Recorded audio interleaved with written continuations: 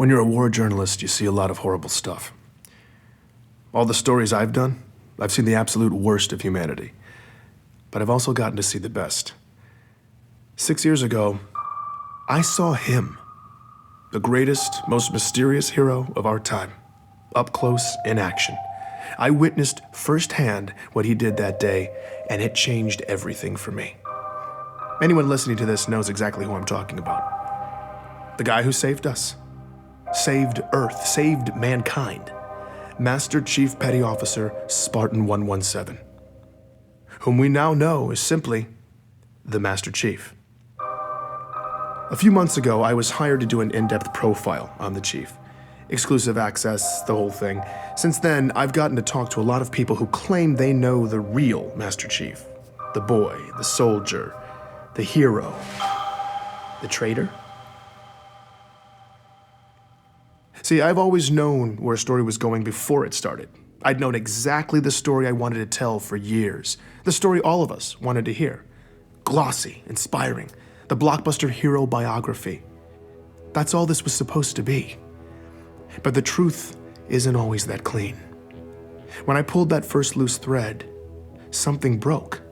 Now everything is caving in, and I find myself stuck with all these ugly questions I never intended to ask. Fabricated histories?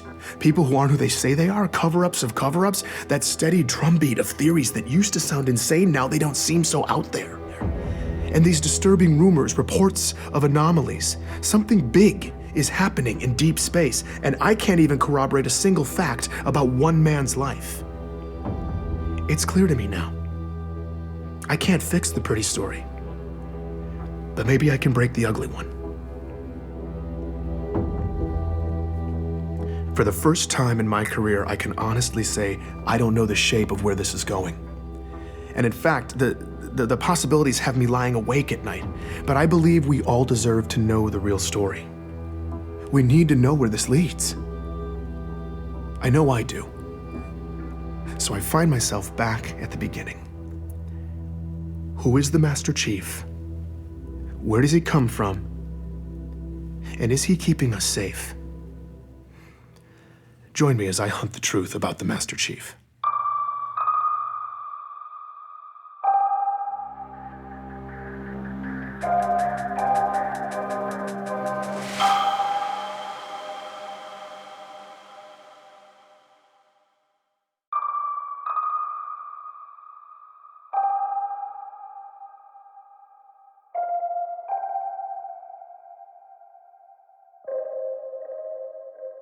There's a story you tell yourself when the world blows up in your face. There's no way you could have seen it coming. No one could have, so there was no way to stop it.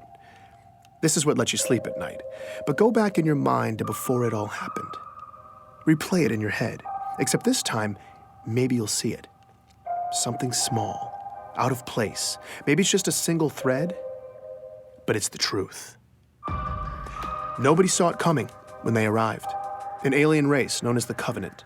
Before 2552, there was no way anything like that could ever happen on Earth. On one of those distant planets in the outer colonies? Maybe. But an attack on Earth? Couldn't happen. Until it did. It's called glassing. Covenant warships rain plasma down on a planet until everything and everyone on the surface melts. Usually it's complete world destruction. Earth only got a taste. The prolonged orbital bombardment destroyed East Africa, killing millions before it ended. None of us were safe anymore. But something else happened that day too. Or someone. You've heard the eyewitness accounts. Every skeptic has seen the footage. I was there, and yet still to this day, it's unbelievable. A massive man in green armor appeared seemingly out of nowhere in New Mombasa, performed superhuman feats to single-handedly repel a global invasion and then disappeared? This was the Master Chief. The Unified Earth Government's military body, the UNSC, eventually released a statement. Who he is, where he came from, and that he's continuing to keep us safe. And that was that. But who is the Master Chief? Where did he come from? Is he continuing to keep us safe? I'm Benjamin Giraud, and this is Hunt the Truth. For all us cosmopolitan Earth types who don't venture into the far reaches of space, there's a planet way out in the outer colonies called Eridanus II. If you're thinking of visiting, don't bother. It was catastrophically glassed in a Covenant attack in 2530. But 19 years before it got wiped out, our hero, Master Chief Petty Officer John 117, then known as John, was born in a metropolis called Elysium City. That's where I started. Do I remember him? Oh, yeah, you don't forget a kid like that. That's Dion Govender. He chatted with me from his home in the outer colonies. Dion's retired now, but years ago he taught John at Elysium City Primary Education Facility number 119. Apparently schools in the outer colonies don't have the catchiest names. John was something else. He was sharp and quick, always evaluating the situation. Other kids just gravitated to him, you know? Dion seemed most excited to talk about John's athletic ability. The kids used to play King of the Hill after school. You know, the old game where you wrestle and push each other to try to be the last man standing. I would walk by sometimes, see him playing after school, you know, and without fail, I swear, it was always John standing alone at the top of that hill. Right. Yeah, every single day. Yeah. Matter of fact, I think the other kids ended up fighting for who got to be king halfway up the hill because nobody was messing with John. I definitely remember John. You're going way That's Ellie back with Bloom, that question. another lifelong resident of the outer colonies. When she was young, she and John lived on the same street, just a few houses down. Well, he was a little younger than me, but let me tell you, that boy did not look like a kindergartner. He was a big kid. My friend Katrina and I used to meet him in this vacant lot in the neighborhood. The three of us would build these obstacle courses out of random junk and then race. You know, just kid stuff. As Ellie talked about her early years in Elysium, it wasn't long before she was getting nostalgic. On warm nights, sometimes our parents would let us go out to the green space and lie in the grass. And we'd just lie there, stare up at the stars. It was a nice place to grow up. Finding Ellie was a huge win for me. When a planet's been glassed, tracking down former residents can be damn near impossible. Any records kept locally, paper, hardened data storage, even human memories, after a full-scale glassing, they're just gone.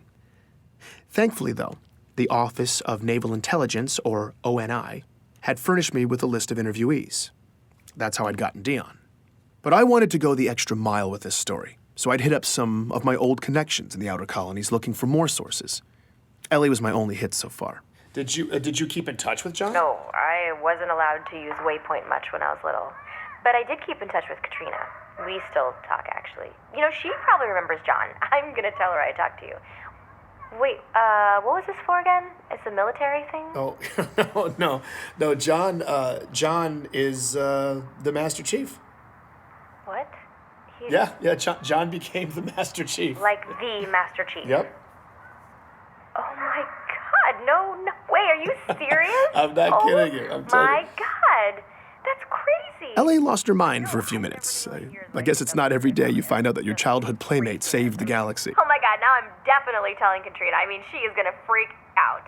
All right, so maybe Ellie wasn't going to be much help. I needed more of the young warrior angle. Here's Dion Tell you again. the boxing story. No. What's that? Okay, so. Not yet. I taught the primary kids, you know, right? But I also ran this boxing league at the high school. Uh-huh. Now, second week, we're doing drills in the gym. John walks in. Yeah. Now, mind you, John is in 6th grade at the time. I say, hey, John, what's up? He says, I want to sign up for boxing. And I say, John, you're 12. You know, what are you talking about? But John was adamant. But I look at him and he ain't leaving. Right. So I said, okay, what the hell? Figure let it be a formative lesson for the kid. I don't know what it, so I put him in the ring with one of the smaller guys. John pummeled this boy. It was over in about 15 seconds, okay? So, well, all right, well, I put him in with this bruiser. Now, a real good fighter, Yeah. okay? Good fighter. 2 punches.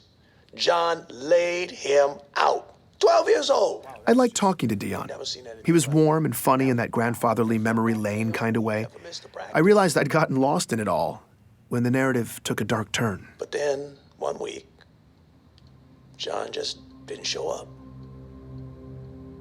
It was 25-24. John was 13. That's when the nightmare of the insurrection that had been plaguing the outer colonies finally landed on John's community. Under pressure from UNSC troops, the rebels were on their last leg, desperately seizing territory in the region and launching paranoid inquisitions to find spies. Civilian abductions and interrogations became commonplace. They would just, question you. Just these meaningless questions for hours and hours. Thomas Wu was living on a neighboring colony when the rebels showed up and hit hard, sweeping up Thomas and thousands of others in raids. What followed was months of horribly overcrowded detainment, neglect, and often constant questioning. Did you know this guy? What are the encryption codes for this system, that system? And you have no idea what they're even asking you. In the final couple months, Thomas says his captors started coming unhinged, and then toward the end, they just disappeared, leaving Thomas and hundreds of others locked up, starving. I don't want to play this part of the interview, but I'll tell you, it got bad. He talks about being packed in like sardines, warm bodies, cold bodies, people dying in the dark, the smell. He doesn't know how long it lasted, maybe weeks, but Thomas and many others survived. They made it out. Well, we helped each other. We looked out for each other. And I mean that was the only way. We made it through to the liberation, and then we left. We never looked back. When I asked him where the survivors relocated to, Thomas began to list off which cities were safe for refugees at the time. Decades later, he can still recite them all from memory. I asked about John's hometown. Perth City. What about Elysium City? No. Insurrectionist cesspool. Yeah, no, they got it bad there. Dion Govender confirms this. In Elysium City, people just disappeared back then. Just happened. Once the insurrectionists took over, whole neighborhoods just got scooped up. This went on for months. Every day. He talks about watching his community get torn apart slowly, every day. I asked him about John. Yeah. Him and his parents. Sean missed the first practice and the last one. Back then, it seemed like everybody had... I'm sorry. No, it's fine. Take your time. It was hard watching Dion break down like this. He just looked defeated. These kinds of interviews are brutal. I wanted to comfort him, but it just felt condescending. Like I have any idea what it was like for him. So we were quiet for a bit. Before we ended, though, he said this. I think that if anything good can be said to have come from all of this, it's that everyone who went through it can know that their struggle wasn't for nothing. When you have a young man who can rise up from something like this and do what John has done, he honors all of us. Dion believed in John, the way the rest of us believe in the Master Chief. He made it seem like this tragedy that shaped him was almost necessary. I certainly felt like I had the proper beginnings to a hero's origin story. The story made sense. It felt right. Sometimes you have to go back, though. Look again, because maybe you'll see something small, out of place, that single thread.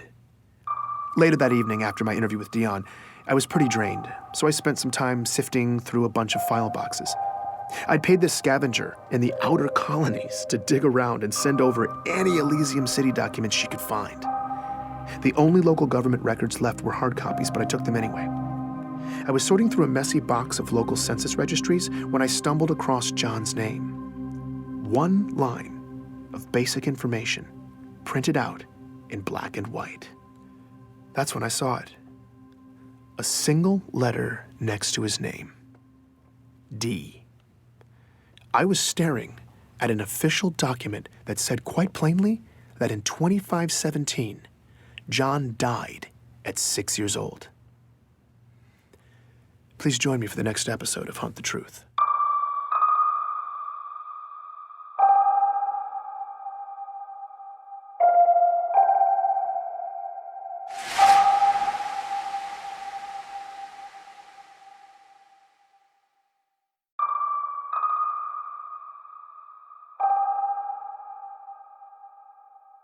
I couldn't believe it. According to the document I was looking at, John, the boy who would go on to become the Master Chief, died 41 years ago. My protagonist, the greatest hero of our time, was dead at 6. It was a major discrepancy, and I needed to find a way to fix it. I'm Benjamin Giroux, and this is Hunt the Truth.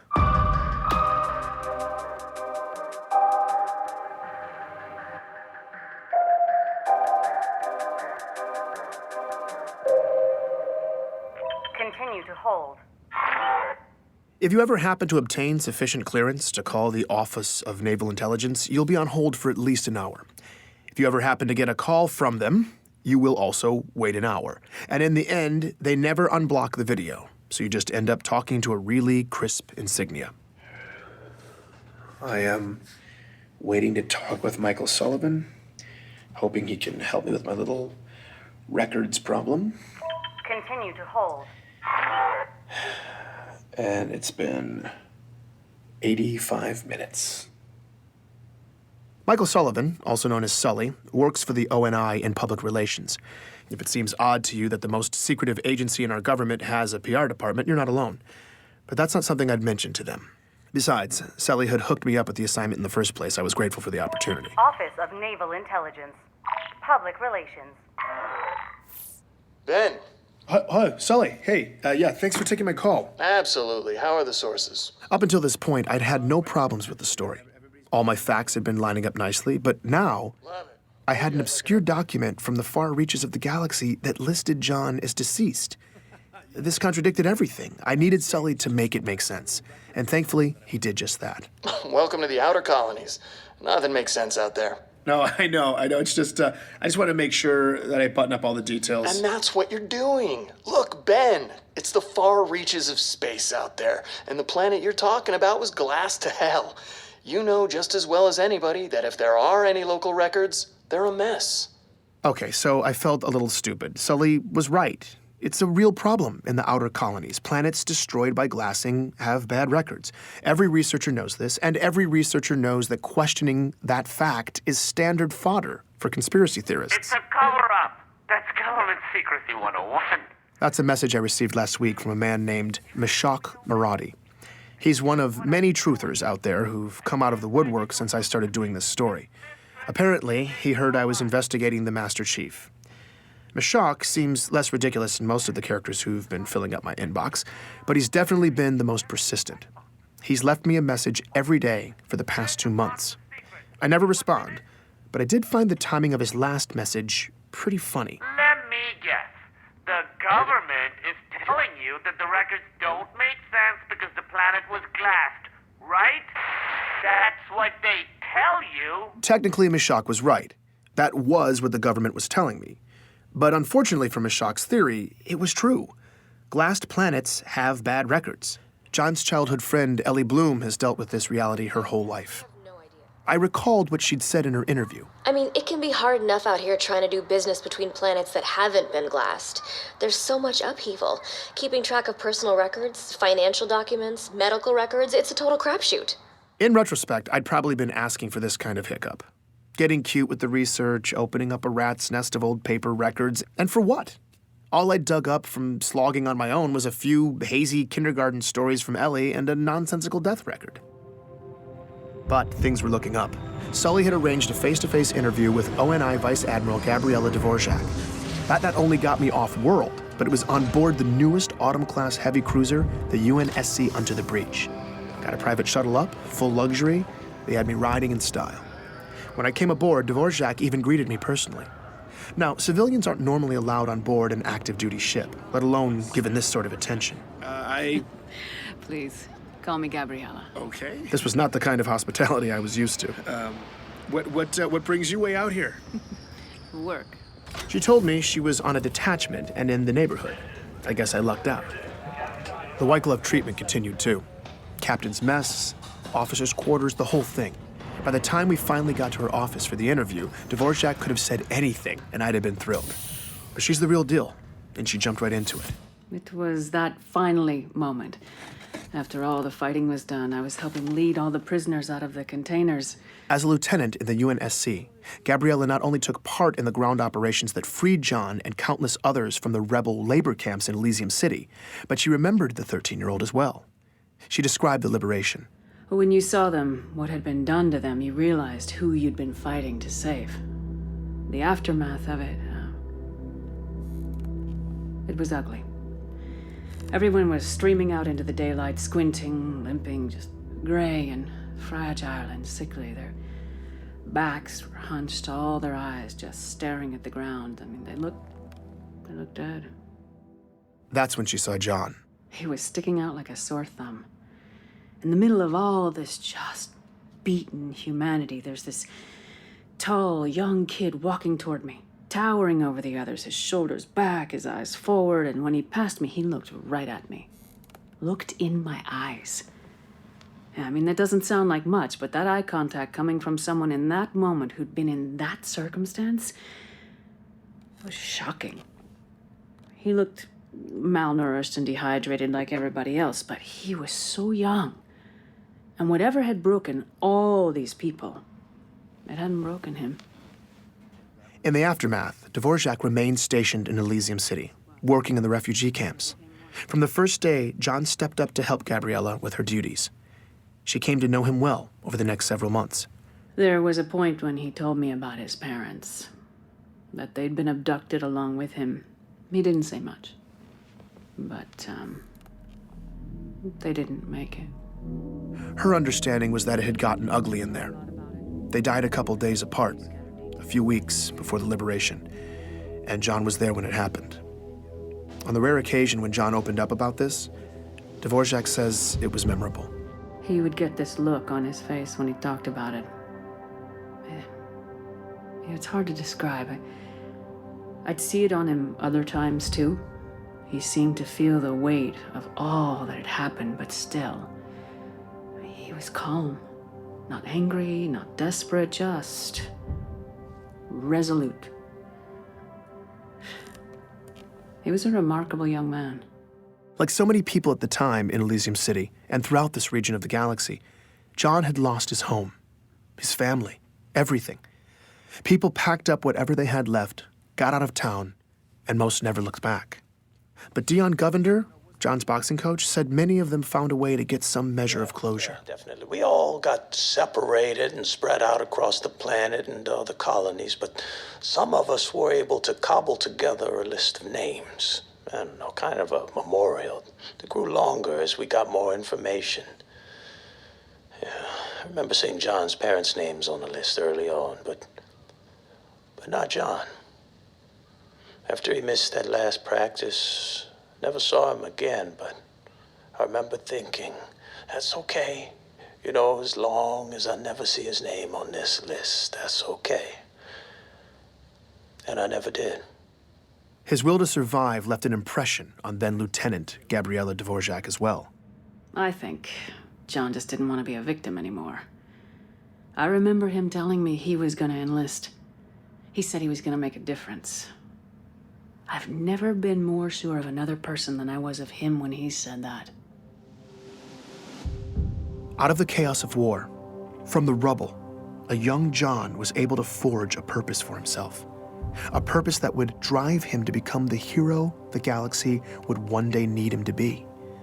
This is the kind of turn in a story that gives me patriotic goosebumps. I was feeling genuinely moved on my trip back home. When I got there, though, Ellie Bloom was going to ruin all that for me. Hey, I just wanted to follow up with you about your story. I'm really confused. Okay, what's... Remember how I said I was going to tell my friend Katrina about it? Katrina was that other girl in John's neighborhood, the third wheel in Ellie's childhood stories of playing with John. Ellie had moved off planet in 2517, but Katrina had stayed. She said that John was dead. He died when he was 6. Wait, what? What? John was perfectly healthy, but then he just started wasting away. At first they thought maybe it was some autoimmune thing, and then they thought it was something else, and then something else, and then meanwhile he's getting all these tests, but the doctors couldn't figure it out at all, and his parents were panicking. It sounded horrible. Then John died. Just like that. I had no idea what to make of this. Ellie seemed convinced, though, so I got her to put me in touch with her friend Katrina. Katrina wouldn't let me record the interview, but this woman was adamant. I wanted to discount what she was saying, but she seemed to remember it so vividly, providing extensive detail, I couldn't ignore it. As far as this person was concerned, John was dead. Before I could even begin to wrap my head around that claim, though, here was the kicker from Katrina. John's parents were alive and well in Elysium City all the way up until Katrina left the planet in 2528, 4 years after their supposed death. She was wrong.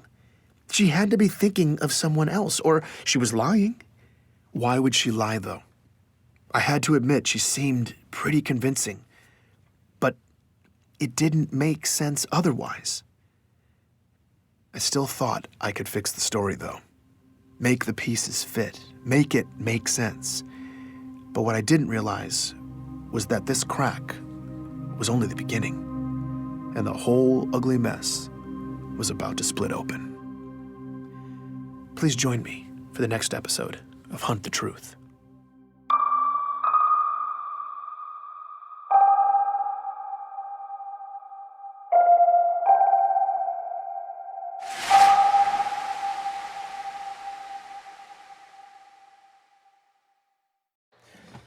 Ray, you tell me you got something. Yeah, I do. Ray Kurzig is a good friend of mine and a completely emotionless robot. I mean that in the best way. As an independent analyst, he's the most efficient and resourceful researcher I know. That's why I'd sicked him on this story a few days earlier. I needed to debunk the claims of Ellie's friend Katrina. He was in the area on business, so he took the time to come down and meet with me at my home office. So Katrina told me that John died at 6 years old. Right, And his parents, who supposedly died in a rebel prison, were still alive years later. right. No, this woman's ruining my story, Ray. Tell me why she's lying. Well, she's not. Ray had found copious financial records indicating that John's parents were not just alive past 25-24, but working and paying their bills. They died in 25-24. Come on, man. Well, sorry. Their employers and a preponderance of local merchants disagree with you. I mean, the central repositories were really thin, but you dig through enough mirrored archives, it all pops up. The records are there. Ray swiped through document after document corroborating this. He even showed me medical insurance claims for a pediatric autoimmune specialist in 2517. Exactly when Katrina said John got sick. I was laughing, but I didn't find any of it funny. I'm Benjamin Giroux, and this is Hunt the Truth. Continue to hold. Jeez. Come on. Office of Naval Intelligence. Public Relations. Finally. Hey, Sully. Tell me good things, Ben. It was disconcerting to be talking to the ONI insignia again, but I started positive. The story was going really well. But that little data problem, the death record, it was back. I was hoping Sully would smooth it out for me. Ben, I thought we talked about this. Glassed planets have bad records. No, I know. I just, Glassed it's not planets just the have bad records, Ben. actually. This is colonial journalism listen, Sully, if you 101. could. People are saying. Serious with this? People Glassed are saying. planets. Listen, do glassed people have bad records? Ben, are you recording right now? Yes. That was my cue to stop recording. The off-the-record conversation was brief. Sully asked me if I wanted to do the next interview. What he meant was, do you want to keep this job? I said yes. Your call is over. Well, as you can see, I've pretty much permanently stationed myself on this beach. That was my next interview. Attire here. Jacob Walker, Hope it doesn't retired offend you. Navy. He lives in a beach community way out on Castellaneta. The first thing I noticed about Walker when he answered my call was that he wasn't wearing a shirt, which made us both laugh. He explained that after 28 years of service, as far as he was concerned, it was all R&R all the time. I couldn't argue with that philosophy. He slipped on a t-shirt and I asked him about the Master Chief. Oh, hell yeah, John. You bet your ass I remember him. Walker's career began 3 decades ago with Naval Force Reconnaissance School at Black Sea. Little did he know boot camp would turn out to be something he'd never forget. Walker was there alongside the young man who would become the Master Chief. The gravity of that was not lost on him. I mean, they pushed us real hard, but John, Well, he'd push us even harder, not even trying. You screwed up. You didn't know whether to be more scared of the CO or John. At first, though, Walker was unimpressed. Oh, no, man. I remember, I think it was the first week, there was a lot of talk. We were outside the mess tent, me and these other two jackasses getting into it, chests all puffed up and talking about being cold-blooded killers and stepping on necks, all that. I wanted to be in leadership one day. And, of course, I was 19 and jacked as hell, so, well, I figured I only had so much competition. Meanwhile, there's this quiet nobody from nowhere standing on the fringes looking at the horizon. John. Yeah, first I thought he was 20, 21. He's a big dude. Turns out he was only 16.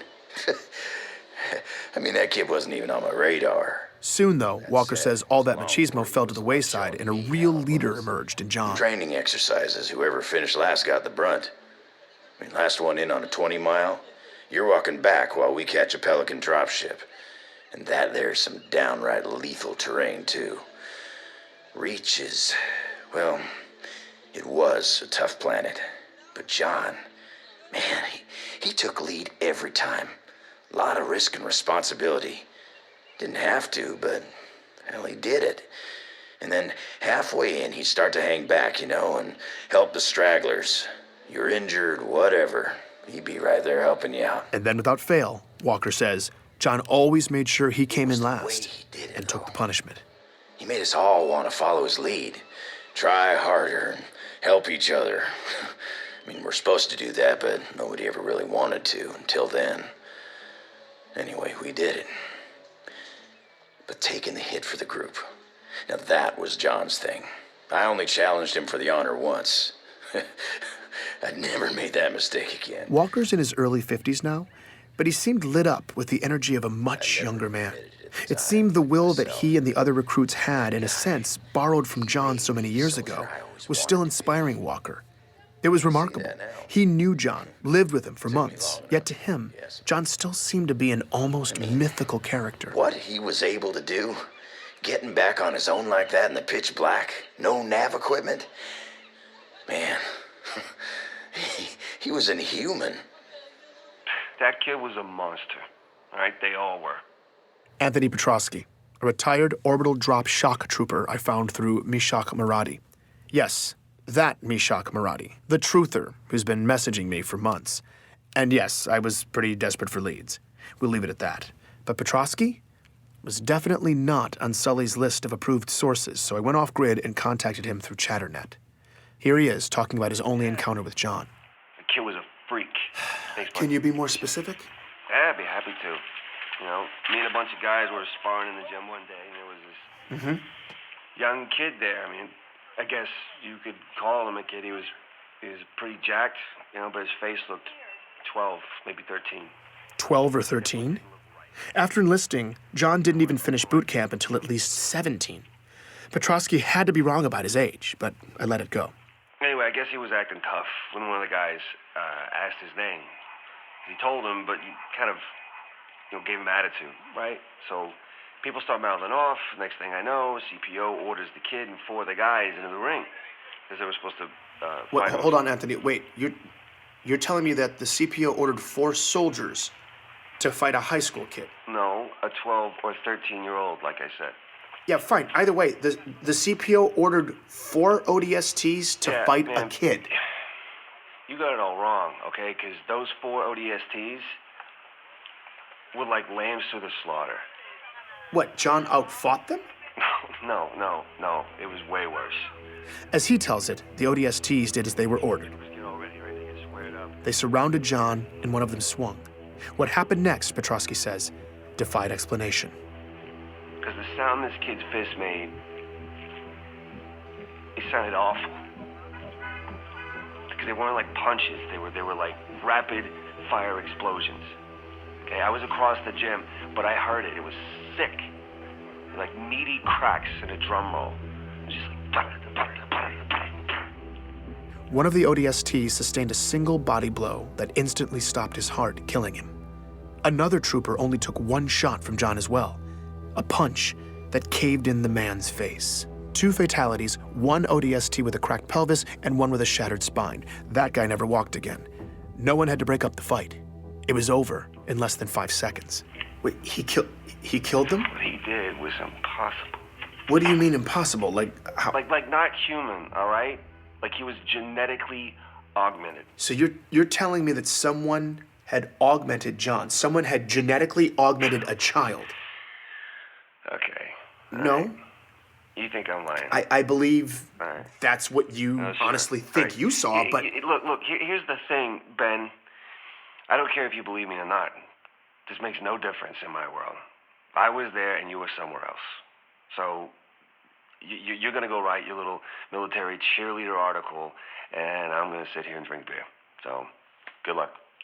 Petrosky left me with a bad taste in my mouth. Now, it's no shocker that Spartans go through a few augmentations and upgrades, but those are fully developed adults. Could a 17-year-old, probably still growing, even survive that kind of procedure? It seemed horribly risky, and what if what Petrosky was saying was true? And John was only 13. Well, that was one hell of an accusation to make, the ethical implications of which were nauseating. I was still thinking about it the next day when Ellie Bloom's name popped up on my call list. I'd let her listen to a rough version of my first episode, and she had feedback for me. I didn't want to risk anyone listening in, so I let the call go, then hit her back on Chatternet. Well, 2 things. Okay. 2 major things. Okay, yeah. That boxing coach, Dion Govender, yeah. he's a liar. Okay. How is he lying? There wasn't any boxing at the high school. How do you know for sure? Because there wasn't any boxing on the entire planet. She'd said they'd outlawed it forever ago, after a kid got injured. Afterwards, there was a long-standing controversy over how youth boxing was illegal, but no one seemed to care about all the Gravball concussions kids were getting. Regardless, by the turn of the century, she tells me nobody really boxed in Eridanus 2 anymore. She even gut checks me, telling me to go ahead, ask anybody from the colony. They'd tell me the same thing. And there sure as hell wasn't a league for kids to do it at the high school. That's like saying there was a gun range at the toy store. It just didn't happen. And the other thing, those kidnappings by rebels in Elysium also didn't happen. Hold on. I know that's not true. You're wrong. Okay, the insurrection had a well-documented presence in Elysium. Yeah, they did, politically. They worked to influence local policy. It got tense. There was occasional violence, but nobody was abducted. We lucked out. It was peaceful.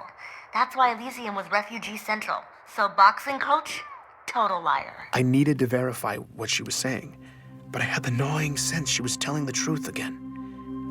But what did this mean? If she was right and none of that happened, the whole story was wrong. And terrifyingly, that would mean someone had fabricated all of it. I needed explanations from my previous sources, and I needed them now.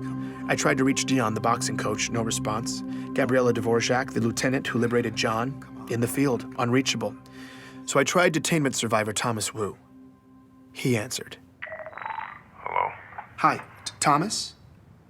Who is this? Yeah, I'm sorry to call so late. Is it late there?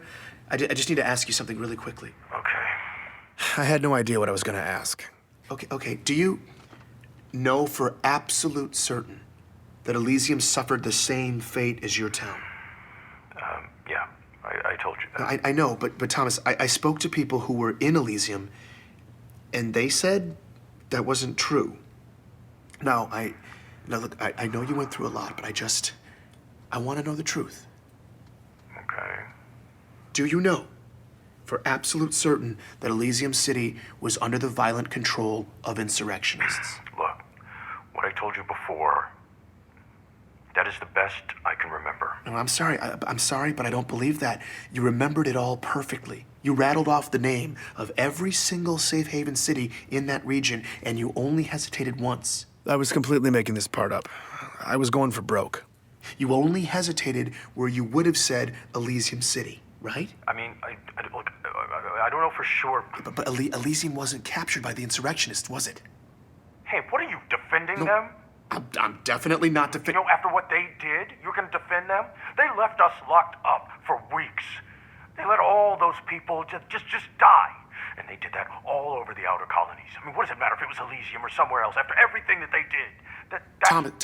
Thomas, look, I'm sorry. I'm sorry that I have to bring it up.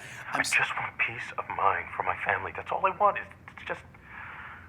Wait, I don't understand. How does lying about insurrectionists in Elysium buy you peace of mind for your family?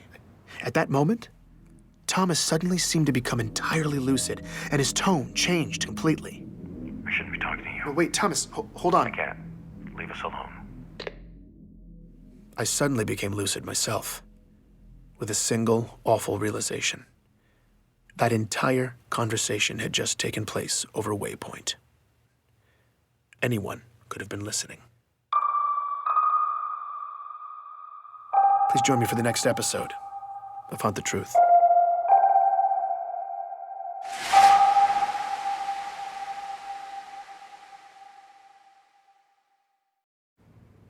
I shouldn't be talking to you. Oh, wait, Thomas, hold on. I can't. Leave us alone. No. No, God, no way that you did not just... If you want privacy online, ChatterNet is a pretty good bet. Damn it. Not foolproof, but relatively difficult for the government to monitor. Waypoint, on the other hand, is wide open. Supposedly, the Office of Naval Intelligence has software on the network capable of listening to every single conversation galaxy-wide. And if you say the wrong thing, the conversation gets flagged. Oh, God, what did I just do? What I had just done was conduct an unsanctioned follow-up interview with a survivor of a war camp, accused him of lying about it, basically got him to admit that lie, and then ended by possibly implicating my employer, the most powerful military agency in history, in either bribery or coercion. I'd done all of that on Waypoint. I thought I was going to throw up. Wait a minute. Maybe it wasn't that bad. I went and listened back. Would they flag that word? What about that one? That phrase sounds bad by itself, but not in context. They factor in tone of voice, right? I was sitting there, emotionally guessing how an insanely sophisticated algorithm is weighted. Basically, I was trying to outsmart a legion of robots. Damn it, Ben. It was too late. Those words were gone. That data had been processed. And I had either been flagged or I hadn't. I had no idea what would happen next. I'm Benjamin Giroux, and this is Hunt the Truth.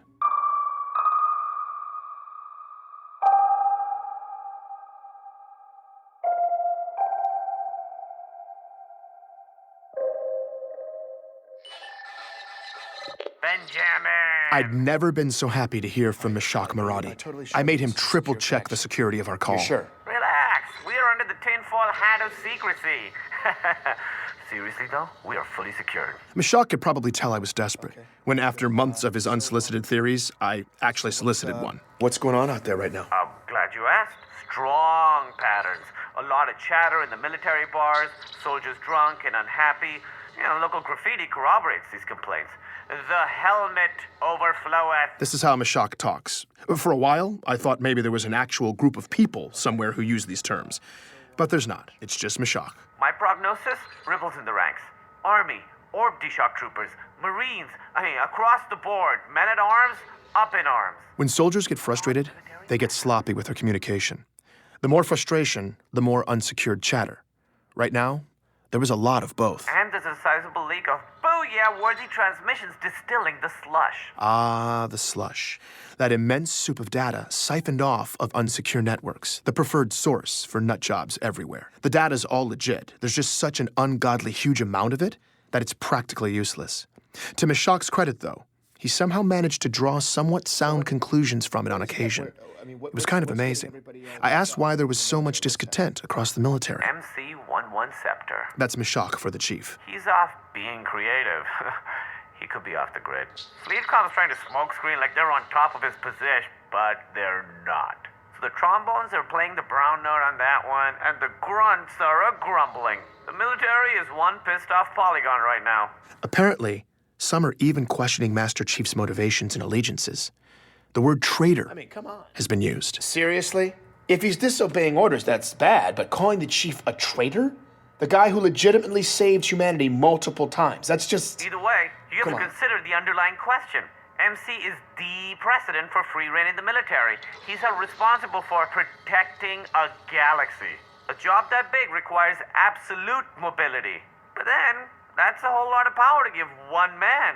Hence the dichotomy, Benjamin. Power and responsibility. Mashak was getting philosophical and making a lot of sense. When it comes to threats against us, though, this issue of power and responsibility has always been shrouded in secrecy.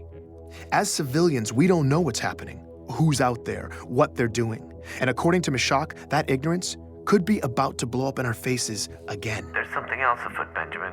Out here in deep space.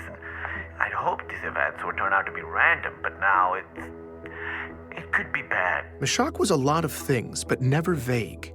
I asked him what sort of bad he was talking about. Electromagnetic fluctuations, slip spacious disruption, epidemic data corruption, all of it. I mean, you know, what's happening? It's quiet, it's slight, but it's affecting everything. Ripples on a gigantic scale. I'm talking whole star systems. It's just, I don't want to say I'm frightened. You know what I mean? But to be honest... I'm sorry, Mashak. Hold on a second. Just hold on. As Mashak's sketch of a horrifying reality started to emerge, the last thing I wanted to do was interrupt him, but I'd just been reminded of a more immediate, horrifying reality. From Sully, an event on my calendar, no message. Oh, no. My stomach dropped. My flight to ONI's Boston headquarters left in 3 hours. They were calling me in. This had never happened to me before. I said goodbye to Mashak. It now seemed painfully clear that my Waypoint conversation with Thomas Wu had been flagged. By the time I landed on Earth, I was one giant ulcer. I'd spent every sleepless hour of the flight running over everything in my head. The conflicting stories I'd heard, the gut-twisting possibilities of what would happen in Boston. I looked and felt like death. All I was looking forward to at this point was Petra Janicek. I'd hit her up right before I left, asked if she'd meet me near the ONI campus. Thankfully, she said yes. Petra and I are in the same line of work. We make the government look good. The last time I saw her was 6 years ago in New Mombasa, the day it happened. We were both there. We both saw the chief do what he did. But afterwards, while I retreated to a quiet little hamlet across the galaxy, Petra stuck around and made a name for herself. I was hoping she could throw me a lifeline, so I threw some cold water on my face, pulled myself together, and met up with her at a local pub. You know, for a guy just returning from a 6-year spirit walk in deep space, I'm impressed. You actually showed up on time. Same old Petra. She already knew I'd gotten the Master Chief assignment, and she was not happy. Apparently, she was still waiting for her face-to-face exclusive with the chief. I refrained from laughing out loud at that little fantasy, but she continued with the ball-busting anyway. So why are you here? No, wait, let me guess. Let me guess the title of your story. Heroism Untold. It's something like that. Yeah, I'm sure it's hard-hitting. What's a Sully-commissioned expose look like nowadays, anyway? And only one sheet of pre-approved sources? Yeah. You know, whatever. Okay, you can do a fluff piece over Waypoint from your Rebel Rock. So, again, why are you here? If you haven't noticed yet, Petra cuts to the chase. Sully called me in. Sully? He what? He called you here? Yeah, that's what I wanted to talk to you about. I told her about confronting Thomas Wu, how I'd contradicted a statement of his that was probably supposed to be Sully's main deliverable for the interview. Not only did Petra not see the problem with that, though, she seemed to think it was cute. Whoa, old Ben G. Rogue. You're coming off the bench feisty. No, The guy's not gonna rat on you. It'll just make him look as bad. I did the whole interview on Waypoint. That got her attention. I think it got flagged. You think it... I got the summons from Sully a few hours later. Petra's face and voice hadn't changed, but her eyes were suddenly on fire. Ben... I messed up, Petra. You messed up? How? The story, it was falling apart, and these inconsistencies between the sources were... Inconsistencies? With Oni's sources? No, with mine. You found sources in the outer colonies? Yeah, I made friends in the past few years. I doubt Sully realized I'd have that resource in my arsenal. He definitely didn't. Ben, listen to me. You used to be a government lapdog, at your peak. Then you deep spaced yourself into obscurity. You have no juice now, and that's why they picked you. Sully gives you this bone, you're supposed to be extra eternally grateful. Just wag your little tail and play fetch. So why the hell are you peeing on the rug instead? Have you forgotten the way everything No, works? I don't know. This is bad, Petra. Ben, it's... And it's not ancient history either. There are rumblings in the outer colonies right now. Maybe something really bad. I was talking last week to this guy I know. Ishak Maradi, I know. How do you know that? I've continued being an actual journalist for the past 6 years, but who cares, Ben? I hear what you're saying. We can blow this thing open, Petra. Okay. All right, cowboy. No, seriously. This is big. I can't even begin to reconcile the things I'm hearing with the story I'm supposed to tell. Multiple sources, the chief died at 6, complete fabrications, genetically augmenting kids. I know. They are crazy charging that much for a shore trip. Suddenly, Petra was ranting about the beach, loudly, and digging her fingertip hard into my forearm. I just sat there, totally confused, as she rambled nonsense, intermittently glancing down at her compad. What was back in happening? there and negotiate a better rate. Because seriously, Then I when think understood. about all the money you could have saved, it really ain't. And I froze. I don't even understand why they would charge you that much. They were And I brought listening. My entire family. I'd figured there were cameras on us. There were always everywhere here. But there was full audio surveillance now, too? Is that even possible? She glanced down at her compad one last time. Don't put up with it. Ben, Are there ears on us? there were for the last 45 seconds, but there's always eyes everywhere, so don't look so dramatic. Talk about whatever you want, but look like you're talking about the weather. And if I start actually talking about the weather, you play along, okay? Apparently, the system didn't bother listening in until you gave it certain visual cues. Facial expressions, body language, anything that looks intense, like my little outburst. The video flags it, and your conversation gets temporarily isolated. Petra's vacay babbling had just saved my ass. Listen, I believe you that the truth about the story is terrible. But what you're talking about doing, that's door number 2 stuff. You're door number 1 guy. But I have... Oh, come on. What are you gonna do? Ben, get the real scoop? You're too sloppy. You can't do this. You're out of touch. You haven't Maybe been... not by myself, but with your help, with other people's help. Honestly, I love the idea of cutting the strings and tearing it all down, but I'm sorry. It's not gonna be today. And to be brutal, it's never gonna be you. That was brutal. It stung. I got pissed. And then I immediately knew she was right. Ben, take the money. Do your job. God, oh God, oh God, I'm supposed to walk over there right now. Just tell Sully you were drunk. You were trying to get a rise out of the guy. Something. Just play stupid. Besides, you don't know you got flagged. This meeting could just be a coincidence. They called me in. This is so weird. You'll be fine. The worst thing they'll... I've never Listen, called... Hey, Ben, the worst thing they'll do is kill the story and cut you from rotation. That's probably it. I mean, I can't imagine they would... No, you'll be fine. Just be a good dog. Knock them dead. I'll get the bill. Thanks, Petra.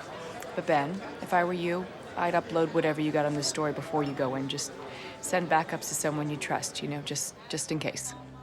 That was the closest thing to concern I'd ever heard from Petra. I immediately took her advice and was queuing up all my files to transfer to Ray as I crossed Torrenia Avenue toward ONI. The campus was integrated right into the city. A courtyard of dark buildings, mature oak trees, grass, walkways. It just looked like a campus. The only thing different about it was the sidewalk. Twice as wide as it was across the street. And the inner half of the pavement was black stone, a thick, dark border, several feet wide that surrounded the whole complex. I walked right up to the obsidian half of the sidewalk and stopped. Something was off about the courtyard in front of me, like something was missing. I looked both directions down the sidewalk. There were no fences or guards. Plenty of pedestrians, seemingly none of them paying any attention to the complex as they passed. Except for one tiny thing. None of them, not a single one of the dozens of white-collar workers and shoppers and parents and kids walking up and down that sidewalk laid a foot anywhere near the black half of the pavement. On a 20-foot wide walkway, they were all moving single file right up against the curb. I turned and looked back at the campus, listening. No birds. That's what was missing. There were no birds in the trees. In fact, there was no sound in the air at all. Nothing moved. I stood at the edge of the obsidian. I had no choice. I swiped the transfer folder over to Ray's hard drive, took a deep breath, and crossed the black line. Please join me for the next episode of Hunt the Truth.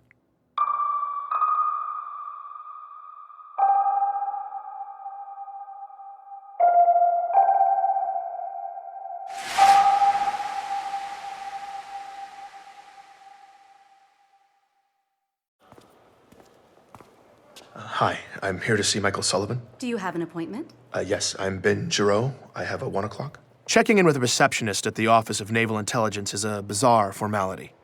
Announcing myself, her asking me who I was there to see, it was all just an antiquated conversation, part of their efforts to put a more human face on the operation. In reality, surveillance knew where I'd been every minute since I'd stepped onto transit back at home. Throughout the morning, as I'd made my way from the Boston terminal, this receptionist had likely been prompted with dynamic updates of my exact arrival time, deviations from my optimal course, bathroom breaks, my average walking speed, however they did it. They'd been expecting me. I'll let him know you're here, Ben. Okay, thank you. The whole ONI facility was sleek and stark. Everywhere you look, it's sharp lines, the highest quality materials. Most striking, though, was the overwhelming amount of space and silence. This waiting area was particularly sparse. 2 minimalist carbon fiber chairs set 20 feet from each other. I also noticed the seats seemed oddly low to the ground. I picked one and sat down. This chair was really low to the ground. It was awkward. I was probably looking at 60 to 90 minutes of customary wait time here, and squatting like this was not going to help my anxiety level. But I was just pulling up some busy work when the door behind reception suddenly slid open. Ben? Mr. Sullivan will see you now. Now, Yes. I awkwardly struggled up from the chair and crossed the room. My heart was racing. Thank you. She didn't respond. I stepped into a narrow, empty hallway full of closed doors. I was about to turn around and ask where I was supposed to go, but the door immediately closed behind me. The lighting in the hallway shifted, indicating a closed door at the far end. I walked down the hallway past what I assumed were offices. Everything was soundproof, though, so I had no idea if there were actually people working in there. When I got to the end of the hall, Sullivan's door opened at the last possible second. When I walked in, Sullivan didn't look up. He was sitting behind his desk, intently working on his compad. Hey. Ben, I'm glad you made it. I stood there awkwardly for a bit. I realized that this must be the room he'd always talked to me from. It was furnished as minimally as the rest of the building. There were a few shreds of actual personality on display behind him, though. A couple of knickknacks and this antique, simulated analog clock. Sullivan still hadn't looked up. Should I? Make yourself comfortable. Okay, yeah. He continued swiping on his compad. I sat down in the chair, just like the other one. My knees were at my ears. I felt oddly far from his desk, too. I tried some small talk. If I didn't take you for an antiques guy, Sullivan, where'd you get the clock? I've always had it. Nice. So, How's the story, Ben? It's good. You getting what you need? Absolutely. Want to make sure you're getting all your questions answered. Great. No, yeah, I am. I mean, Perfect. I was still desperately trying to figure out what was happening when Sullivan stopped swiping. He looked up at me for the first time, and he had this little twinkle in his eye. There's someone who'd like to talk to you, Ben. I'm Benjamin Giroux, and this is Hunt the Truth.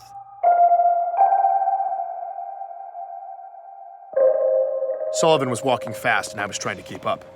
The buildings were all connected underground, and the whole complex was far bigger than it had seemed outside.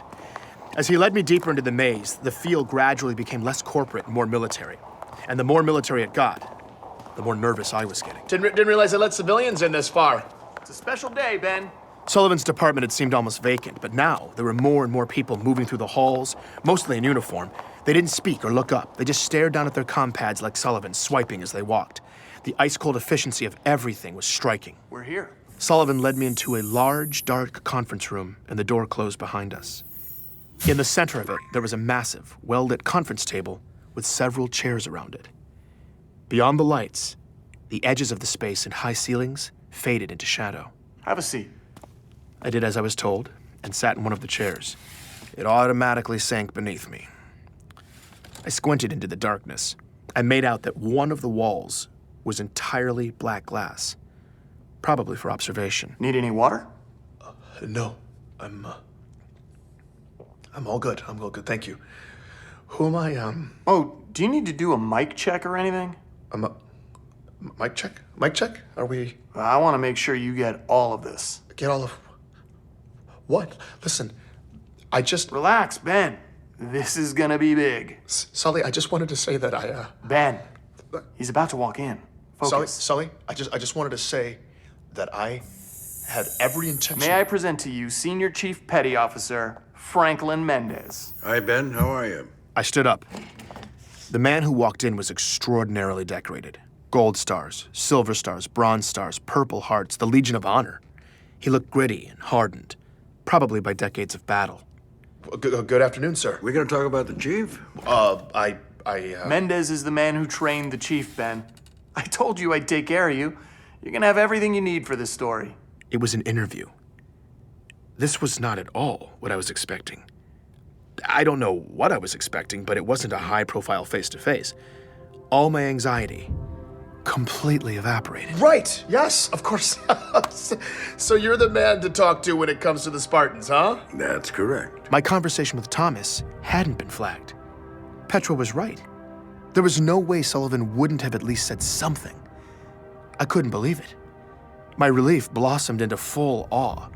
I was about to get an insider's perspective from the man who personally trained the Master Chief. Yeah, Chief's got a bad habit of jumping out of the dropship instead of waiting for it to land. That's his armor absorbed the fall. But that's his prerogative at this point, I guess. And it gets him a hell of a drop on the enemy. No civilian had ever heard this kind of detail about the Master Chief.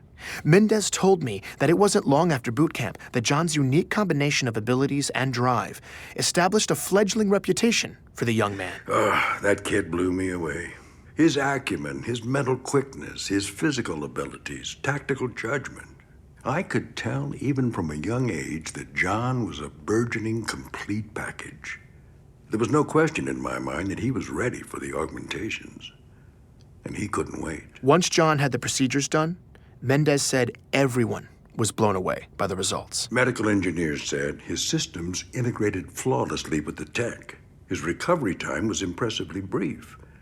But what was most incredible was how quickly his brain was able to acclimate to the upgrades. It can be like starting from scratch again after those procedures. You're remapping your whole neurology. But while the other guys were still trying to learn to walk, John was running and jumping and kicking ass. I'd never seen anything like it. This was the birth of the Master Chief. He advanced rapidly, proving himself time and again in the field, constantly re-raising the bar for what a Spartan could be asked to do. Throughout his career, Mendez had gotten to analyze everything these elite soldiers have done in the field. He regaled me with accounts of the Spartan single-handedly taking out dozens of the Covenant. He spoke to the insuperable speed, strength, and accuracy that continued developing over the years. He spoke to Chief's unwavering dedication, his insurmountable will. But according to Mendez, it was something else that would ultimately inform this military legend. I've never seen a man, augmented or not, be able to make such extraordinarily high-stakes decisions so quickly. Chief will find himself facing a complex scenario in a dense field of variables and almost instantly weigh the costs and benefits, immediately generating a creative solution.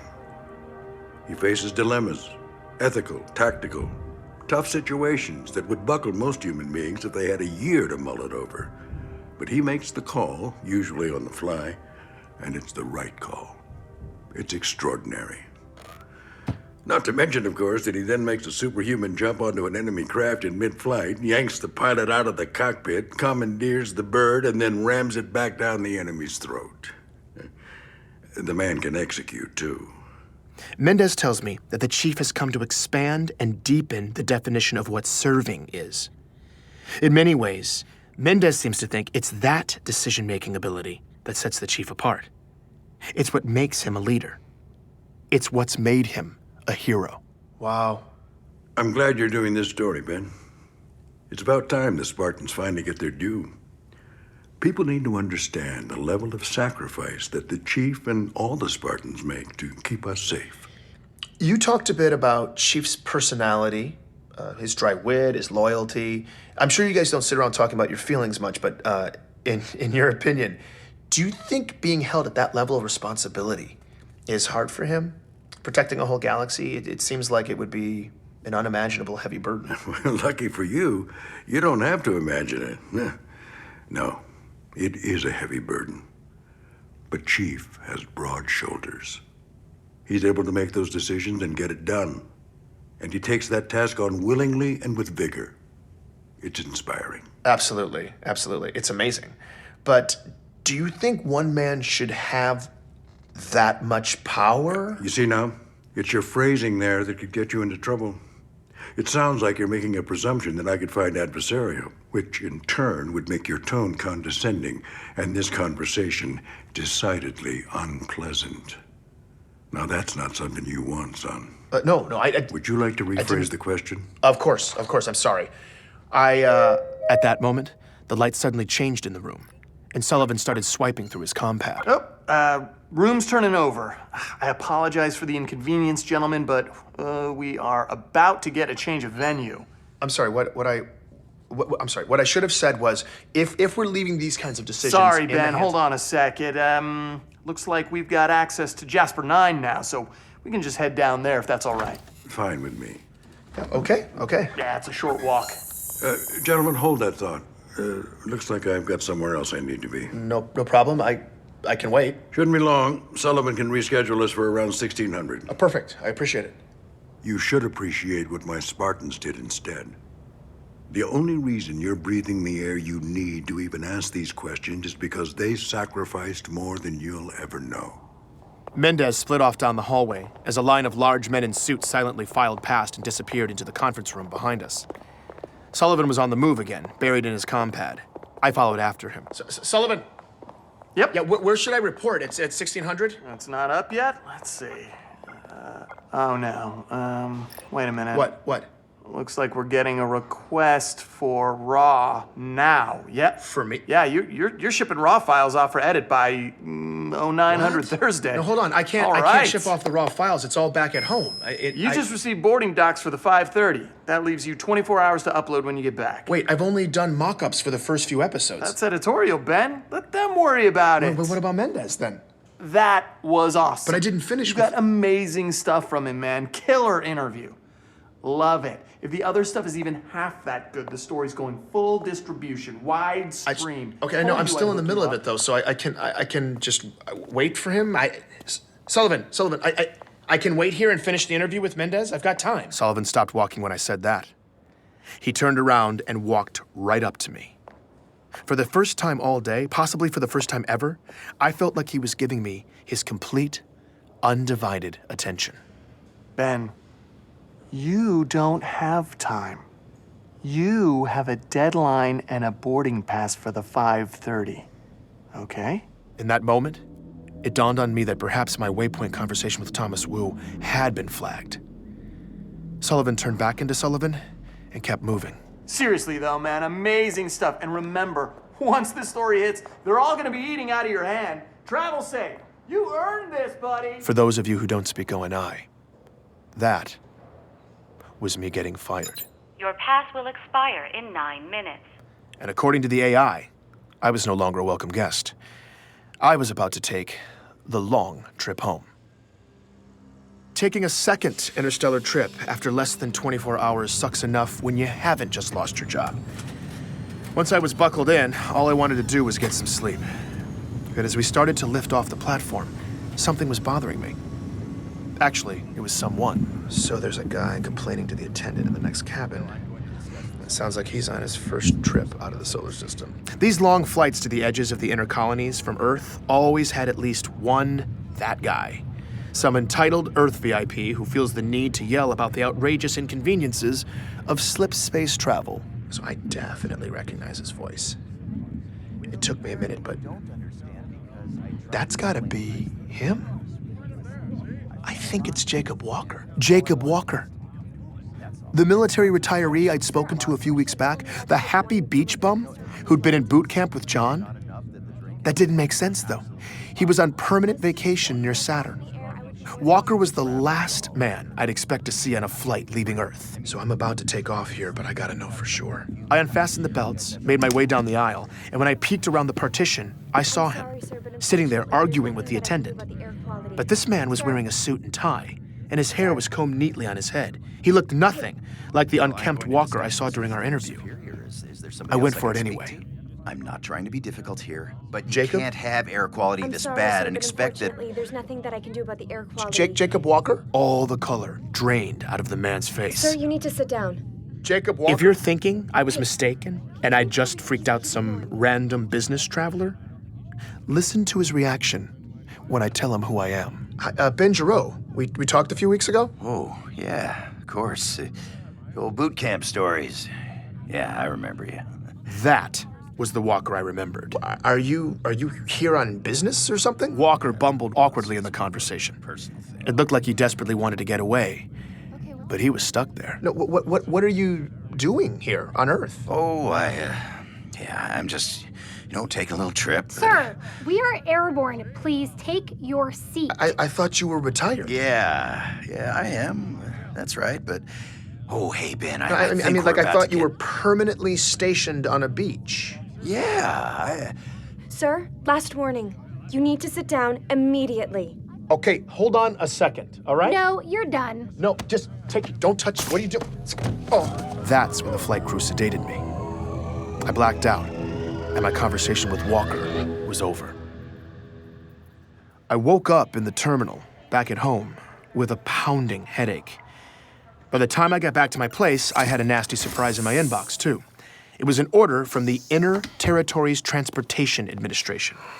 Notice of violation. Benjamin Giro.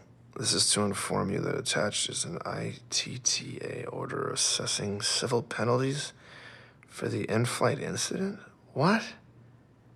Oh, God, they're fining me 50,000 credits? At least ONI was paying me well for the story. I checked the time. I still had 23 hours to deliver the raw files to Sullivan. That left me ample opportunity to tuck tail and follow orders. I may have been fired, but I wanted the next job, so I needed to just put all of this ugliness behind me. This story was going to be someone else's problem now. I was queuing everything up to send off to Sullivan when I noticed my comm pad was still recording. It had been recording the whole time. The file was massive. I scanned back to the beginning. Most of it was me sleeping, but then I heard something I hadn't remembered happening. It was right after the flight crew had put me down. Sir, last warning. You need to sit down immediately. Okay, hold on a second, all right? No, you're done. No, just take it. Don't touch. What are you doing? Oh. They hit me with the sedative, but then this happened. We'll take it from here. Wait, what? Just let them do their job, Caroline. Mr. Giro, you are legally obliged by ITTA regulations to comply with crew member instructions at all times. Wait a minute. What did you just do to him? Grab his feet. Hit him with another half a mil. More sedative? No wonder I felt so awful. Wait a second. What did he just do to me? What did he... You'll be fine, Ben. It's not... right. Ben, they called me. I scrubbed through the rest of the recording. This is them carrying me through the transfer terminal to my connecting flight. Yeah, I'll be out for another 12. We're good. What the hell was he doing on that flight? I don't know, but... The no intersect was max priority here. How could that even happen? The system shouldn't even let you cross itineraries like that. Yeah, it's bad. And Sullivan's gonna hear about it. They had to be talking about Walker and me. But why? They didn't want me to know he was on Earth for some reason. They loaded my limp body into the shuttle, propped me up, and strapped me in. They even said goodbye. Have a safe trip, Ben. Ben, like they knew me. Come on, let's get out of here. I played the recording again. Mr. Giro, and again. you are legally obliged I sat there by listening ITTA to it regulations over to comply with and member over. instructions at all times. I'd spent my career working for these people, doctoring photos, trimming threads, making tragedies seem a little less tragic and patriotic stories a little more inspiring. I had always taken whatever story they fed me and obediently vomited it back out to the masses. And to be honest, I'd always been okay with that at the end of the day. Even on this story, after all the accusations of atrocities, all the gaping factual holes I was just supposed to ignore, I'd still been willing to play along. I wish I could say it was my principles or some moral stand that finally set me off, but it wasn't. It was my pride. Listening to that recording, the way they tossed me aside, every time they called me Ben, I checked the time. I only had a few hours left to turn in the files if I wanted to keep on Sullivan's clock for the story. I canceled the transfer. I was going to take that time for myself. I sat down in front of this very microphone, recorded a quick intro, and uploaded the beginnings of my story, the real story of the Master Chief, loose threads and all, into the galaxy. Have a safe trip, Ben. Please join me for the next episode of Hunt the Truth.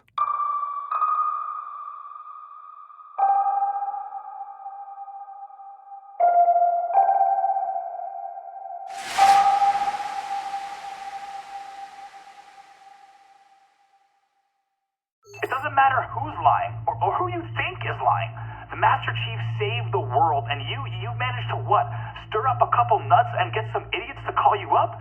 Get real, Zero. Where do you get off? You are a crusader, my friend. We're not talking about some details were off or they were misinterpreted. Master Chief single-handedly made sure You're either the craziest man I've ever heard of in my life, or They've been inundating my inbox with messages like these around the clock for the past 4 days. Voices from all corners of inhabited space, a staggering sample size of factual testimonials, and a deluge of theories in every shape and color imaginable. Earlier this week, I released the beginning of my story, the hunt for truth about the Master Chief, posing a large, messy question to anyone who might listen. And now, even though I wasn't sure how to process all of it, answers were flooding in. I suddenly had direct access to a hive mind that spanned the galaxy, and it was buzzing loud. Great work on the show. It's a sick pantomime. This has to stop. Before that, though, it had been quiet.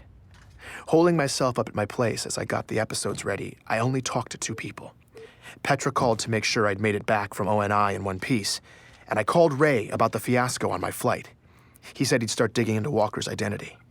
I didn't tell either of them about my plan. No one knew. After blowing past my deadline to turn in all the files to my employer, I'd been ducking calls from Sully's office, buying time to finish up.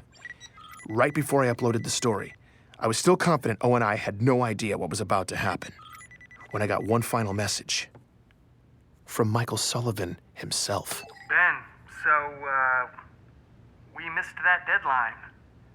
Higher-ups weren't happy, you know. They do call them deadlines for a reason, that kind of thing. I told them, Ben understands how deadlines work. Said you were having a little personal problem. I managed to convince them to extend the deadline until tomorrow. One-time deal. You know, it really seems like the story's at a critical juncture right now, and depending on what happens next, I think some big things could be on the horizon for you. I'm excited.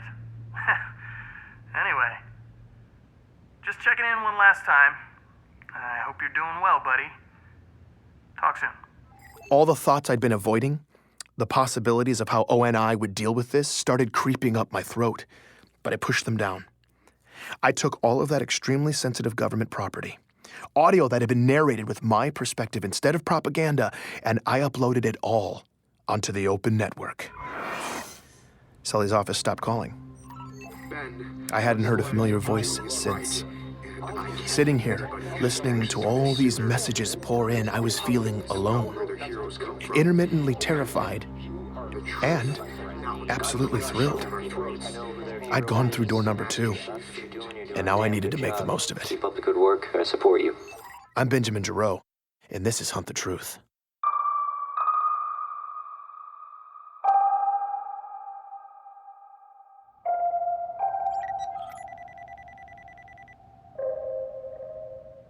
You call the chief a traitor? You're the traitor, you mouthy pig. Do the galaxy a favor, sign up for good, strip naked, and jettison your treasonous ass out into space. Journalists. Oh, I bloody hate journalists. It was fascinating, and often bewildering, to listen to everyone's theories on the truth. But I've been way more excited to use all this feedback to figure out the facts, this rat's nest I'd been left with. Message after message confirmed what Ellie had said. Every outer colonist who'd heard this story seemed to agree. There were no insurrectionist abductions in John City. There was no boxing on John's planet, and yes, glassed planets have bad records. Taken together, all these messages were starting to give me a clearer picture. Between the witnesses I'd been provided and all the central government records, one thing was clear. ONI was telling an elaborate lie. But why? To cover up what? Listeners had clearly drawn the outlines of this fiction, but the most resonant takeaway from all those messages was something else. A strong indictment of one person. The only person who placed John alive in Elysium from the ages of 6 to 13. Dion, the boxing coach, he's a liar. Liar. I didn't even know what boxing was until I moved off-world. Ellie had been right again. There was absolutely no boxing on Eridanus 2. And if Dion's whole story was fake, and you took it with Gabriella's story, what was the ONI lie? No one has disputed the first 6 years of the Chief's life yet. So the question I'm left with is, what really happened to this young man between the ages of 6 and his first day of boot camp at 16? It was something that ONI wanted to conceal. And I had no idea where to start. John was something else. I was struck by something, though. If Dion's entire story had been discredited, that would make him not only a liar, but a terrifyingly good one. I went back and listened to the recordings. I'd been so convinced by his emotion at the time, he had moved me. Even more strangely, now that I knew he wasn't making a single true statement as I listened to him talk, I still found myself believing that he believed what he was saying. It was chilling. Who the hell was this man? And then I heard from others who claimed they knew him. Is that old man that owned Govey's and knew Jay? I used to get drunk all the time in front of that place. That guy's crazy. Dude, Govey's! That's my cousin's old boxing coach, man. That man was an institution in our neighborhood. But then you're up there blasting the guy like you and that Ellie. So what? His story doesn't make sense. You gotta be like 85 years old by now. Feel good about yourself, jackass. Was Dion telling some version of the truth? Had ONI actually gotten a vulnerable man to tell all these lies? And not just tell them, but believe them. Convince him that a fake story about his own life was real? No matter what, though, Dion had been completely discredited, and my understanding of the Master Chief's origin story was now in shambles. Maybe if I focused on the lies, I could find the truth. So I was putting all my faith in Ray. Thankfully, he was already making his way to my place. While I waited for him, I was trying to figure out how the cover-up had come to be. And I'd stumbled on some theories. Ray, it's great to see you. Thanks for coming. By the time Ray got there, I was pretty worked up. I asked him to hold off on his updates about Walker until I could get him up to speed. I really wanted him to vet what I'd been working on. Listening back now, I realized I didn't even give Ray a chance to talk. I guess after isolating myself for the past several days, I'd let my manners slip. You are the best. You are the best, man. Have a seat, okay? Do you need help? Ray was trying to figure out where to sit. Apparently, I let my housekeeping slide a bit, too. Okay, okay, this doesn't need to be here. Now, simple question. What do I know about the Chief's origin story? Ben. It's this. Only 2 sources put him alive in Elysium between the ages of 6 and his enlistment at 16. They are Dion and Gabriella Dvorak. Dion's been completely discredited. And Gabriella's story requires a rebel labor camp in Elysium City that never existed. So the most convincing thing we've heard about John's childhood is that he died at 6. That's when I hit Ray with my theories about who John could be, why the stories didn't line up. I'd even reverse-engineered my own version of an ONI cover-up, and I hit every last detail. And you control the journalist. So even if there was a loose thread, no one you'd ever hire would have the slightest idea how to find it in the outer colonies. In retrospect, they weren't good theories. They had a lot of valid pieces, sure, but they were mostly unprovable. And by sharing them with Ray, I was only adding more confusion to the mix. Ray was extraordinarily patient with me, sitting there, listening. It all brought me to one crucial, completely unreasonable research request, at which point Ray looked like he'd been hit by a tornado. Would it be possible to access the Master Chief's genetic profile and John's parents' genetic profiles for medical records and compare the two without drawing suspicion? What? Ben, I'm sorry, man, but I really can't help you anymore. What? Why? I just came over to give you this information. Walker totally checks out. Full military records. His enlistment puts him on reach for boot camp at the same time as John. It all checks out. Gabriella, too. But no. See, but they're lying. I mean, everything with Walker on the flight? He's not who he says he is. You heard it, Ray. And Gabriella's been completely invalidated by tons of independent, actual people who actually live on Elysium. I mean, even if that's true, someone has covered up those tracks. I was unable to discredit their identities. Okay, fine. But what about Dion? All the messages, people who knew him, Ray, the real guy. Oh, and I must have completely preyed on some poor senior citizen, and I mean, wait, what is that? There was a noise coming from just outside my door. Ray turned pale. My heart started pounding. I think somebody's out there. Ray was completely frozen. I had no idea what to do. I was debating between turning off the lights and hiding or jumping from the bedroom window, and we ran out of time. Oh, You whoa, wait. crossed the line, Ben. No, wait, Petra. You didn't think I'd find out, huh? Petra. You recorded me? What? When I was helping you? God, you squirmy bastard! Oh no, Petra. No, I'm sorry. I didn't even think about it. You didn't even think about it? No, I didn't. I just. So you pointed your sit down, Ray. Okay. So basically, you pointed your compad at my face, and you weren't really thinking about it. Now you know, as well as anyone, Ben, that you could use someone's words to destroy them. In that way, isn't your compad kind of like a gun? Oh wait, I have a gun. Okay, it's right under my jacket. What would you think if I took it out and pointed it at your face? Please don't. Would you want me to be concerned about what I did with it? Yes, but Petra. But what if I'm not, Ben? Maybe I'm just not really thinking about it. I don't really know. Maybe I put it away. Or maybe I'll upload an incriminating recording to the galaxy! I'm sorry, okay? I'm sorry. And let me guess, you're recording right now too, aren't you? Yes, but... You little Whoa. Seriously, Ben? Yes, what do you want me to do? Not record us? Erase what you have? Okay, but I need it for the story. I should actually kill him. Oh, come on, Petra, don't be dramatic. Here's the deal, Ben. I'm gonna leave your house now, and I'm gonna go home. My gun will stay holstered, but I always have it. And if I ever see your face again, I will immediately shoot part of it off. Got it? Petra, I'm sorry, okay? I never should have done that. It was stupid. And you're right, I didn't have the right to record you without asking. I never should have kept either of you in the dark like that. I know. No, Ben, you don't know. You have no idea. You don't see how much of a massive liability you are to every other human being around you. God, I told you this already. You're sloppy. Look, I realize I'm a little out of my depth here with a lot of the technical stuff, but Ray takes care of that part. No, I don't. And Mashak told me how to secure my lines. I've got it covered. Ben, Mashak is probably listening to us on your compad right now. No, he's not. Mashak, are you there? Hi, guys. See? Unbelievable. Mashak, how long have you been listening? Oh, I just hacked in a few weeks ago, so I could probably secure the line for you. You do it so wrong, and I just kind of left it open. Well, that's comforting. Well, at least we're all here now. We're all here? What do you think this is, Ben? Is it summer camp or something? No, but we're... Ben, this is real life. And you're poking the hive. I'm leaving. Yeah, me too. No, wait a minute. You guys, wait. What else have you been doing that I don't know about, Mashak?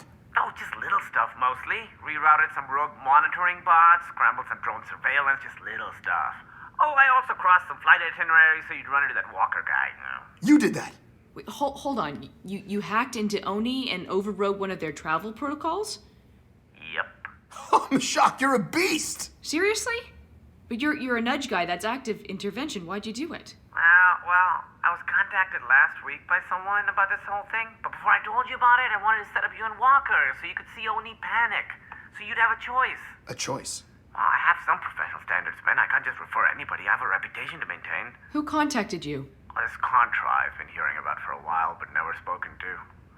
Pharaoh? Pharaoh? Who's Pharaoh? Okay, well, that's definitely my cue to get as far away from you guys as possible. Good luck with your whatever this is. Right. Petra, come on. Who's Pharaoh? No, you don't understand. This was already a mess, and now you have no idea. Right now, at this moment, everyone in this room has a chance to walk away and cut ties. Even you, Ben. Just stop. But what if Pharaoh can help expose what they did to Dion? We don't know yet, okay? It's just... Ben, I'm leaving. I can't be here. But look, I never finished telling you. I looked into Dion, too. And? Who's Dion? The first guy I interviewed. Sully sent me to him, and everything he said was wrong. But, like I said, Ray, I found out from multiple sources that he was a real guy. So it's... Yeah, he was. What? Ben, Dion died 7 years ago. What do you mean? I don't know who you were talking to in that interview, but the boxing coach he was pretending to be is dead. That was a smoking gun. Dion had been a person to me, right in front of me, a real person. This wasn't possible. I was stunned. I hardly noticed when Ray bowed out and left. Do what you want with the recording, man. Thanks, Ray. They constructed him. Who was I talking to? I don't know. What should I do? Find the proof. No, Ben. No, it's fine. Petra, you should go too. You're right. You can cut ties. I totally get it. And I'll erase this recording too, okay? I promise I won't... Keep the recording, Ben. Petra left. And I totally understood. This wasn't her problem. Or Ray's either. It never should have been. So, what's happening now? I need to speak to Pharaoh. How do I get in touch with him? Actually, don't worry. She's about to get in touch with you. Please join me for the next episode of Hunt the Truth.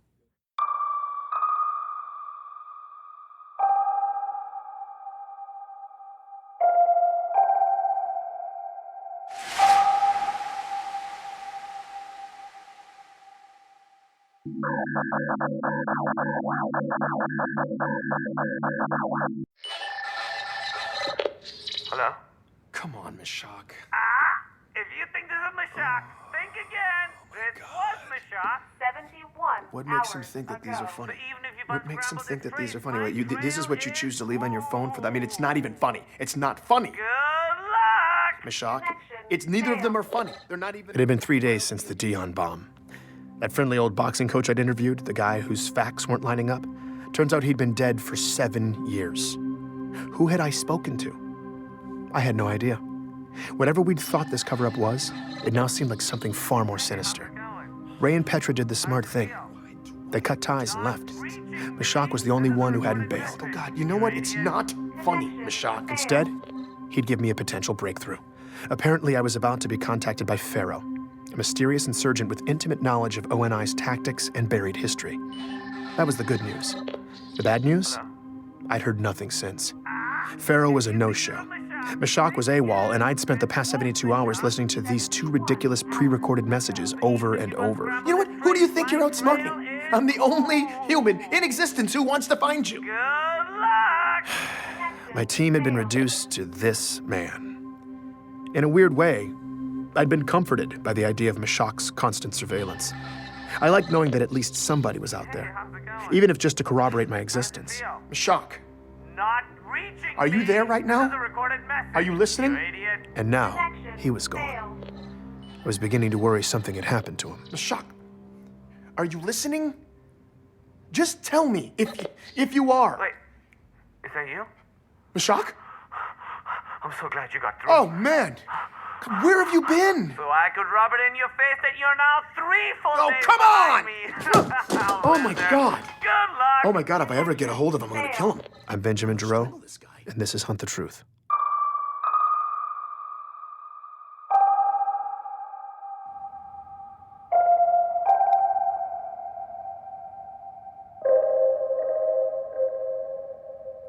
Hey, Ben. It's Ray. Listen. Is there any chance we could grab a drink? Okay, I was really glad to hear from Ray. With Mashak MIA, my imagination had been running wild. If anything had happened to either of them or Petra, that was on me. So getting this call was a huge relief. But Ray's never exactly been a let's grab a drink kind of guy, so something must have had him spooked. I rushed over to meet him at this dank dive bar near his place. So, I'm here with Ray, and a lot of loud, drunk people. Think of all of them as providing cover, allowing us to talk in secret. Exactly. And Ray is aware I'm recording this. Yes. I'm trying not to think about it, honestly, but it's fine. So, why'd you hit me up? Well, my scavenger finally got back to me. He had been waiting on some additional military records on Walker. I did not see that coming. I figured Ray would want to stay as far away from the topic of government cover-ups as possible. But if he was talking, I was all ears. And? All the ONI military records still check out. And ONI handles all military records, so... Well, almost all. Ray explained that every enlisting soldier has to sign an affidavit that their service was voluntary. That way, later on, if some grieving family member tries to claim it was involuntary, ONI is covered. But the office created to handle all those records is a rubber stamp joke. Of the roughly 200,000 involuntary service claims they've received over the years, they have ruled the exact same way: family loses, ONI wins. Every single time. The process is so automatic, Ray says, that when his guy pulled the records, it was the first request the system had received from a human being in 50 years. Well, and Ray was here's giddy, where it gets interesting. so I knew he was about to deliver the punchline.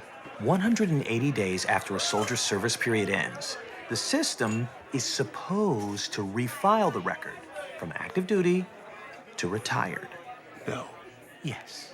Walker's records weren't retired. And they weren't active either. What? Jacob Walker is the only soldier in the entire military database that is neither active nor retired. They missed that? How could they miss that? Nobody checks? Nope. Nobody but me. Ray had caught ONI in a major admin snafu. And I guess he was on a roll because what he said next blew my mind.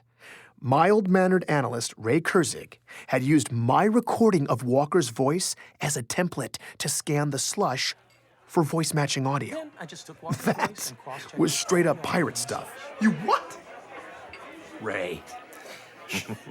You're an animal right now. Who are you?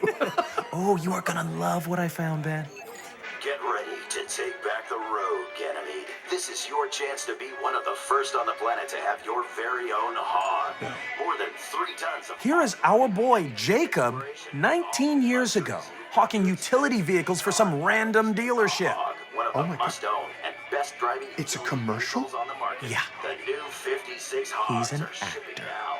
Visit or call a qualified dealer. It's Beauty and the Beast. I couldn't believe it. I was listening to one of the military sources ONI provided me doing a commercial for a hog dealer on Ganymede, when records had him stationed on the other side of human space. ONI had completely faked Walker, and Ray had caught the stupid bastards red-handed. That's incredible. Sitting there, having that drink, all the frustrations and anxiety that had been blaring in my face for weeks started to fade. We ordered another round. Ray was actually being funny. I don't even think we were talking about the story anymore, and for a little bit, I felt normal. Oh, man. It didn't last, though. Implications were percolating in the back of my mind, and it wasn't long before it all came roaring back. If Walker's boot camp stories weren't real, then the fog around the chief's origins extended beyond his fabricated age 16 enlistment. How far did it go? Where did the truth even begin? All I knew at this point was who I had to speak to the moment I walked out of that bar. It was the only person that Walker's tale had contradicted, and it was someone I'd totally blown off. I just hoped Anthony Petrovsky would take my call. Oh, so now you want to hear my story, Yeah. huh? Yeah, hey, look, I owe you an apology. When we spoke, I didn't know what to believe, and I really should have given you the benefit of the doubt, man. Okay, just don't get too weird, all right? It was awkward, but after a few minutes, Petrovsky eventually started warming up. And I've been listening to your story. Really? What do you think? Well, I mean, Oni's lying. Yeah. Nah, it's disgusting. Yep. You know, they just make up whatever the hell they want, like we're all stupid Mhm. or something. You know, just like, oh, where's the problem? Deep space? Well, let's just throw a glass planet at it, toss in some insurrectionist bad guys, and the story's good to go. You know, it's ridiculous. It's so ridiculous. But all your outer colonies people, though, the listeners, man, they're tearing that crap down. You know, it's great. Oh, It's great. I know. I knew exactly what question I had to ask Petrovsky, but I didn't want to ask it. If I was being honest, I'd been avoiding it my entire career. The Spartan program had a dark, dark cloud around its origins. Civilians had no idea, but soldiers had always whispered about it in the ranks. Even the few scattered details I'd gleaned during my years reporting from the front had been enough to convince me that this was one stone I didn't want to overturn. I was embarrassed to admit I'd just avoided it. But I couldn't avoid it anymore. Anthony would tell me everything. I just had to get up the courage to ask, and when I did, here's what he said. Look, all I know is rumors, but everybody whispers about it. Now, Oni kidnapping little kids, leaving behind decoys to cover their tracks. Just clones. Clones that were doomed to get sick and die.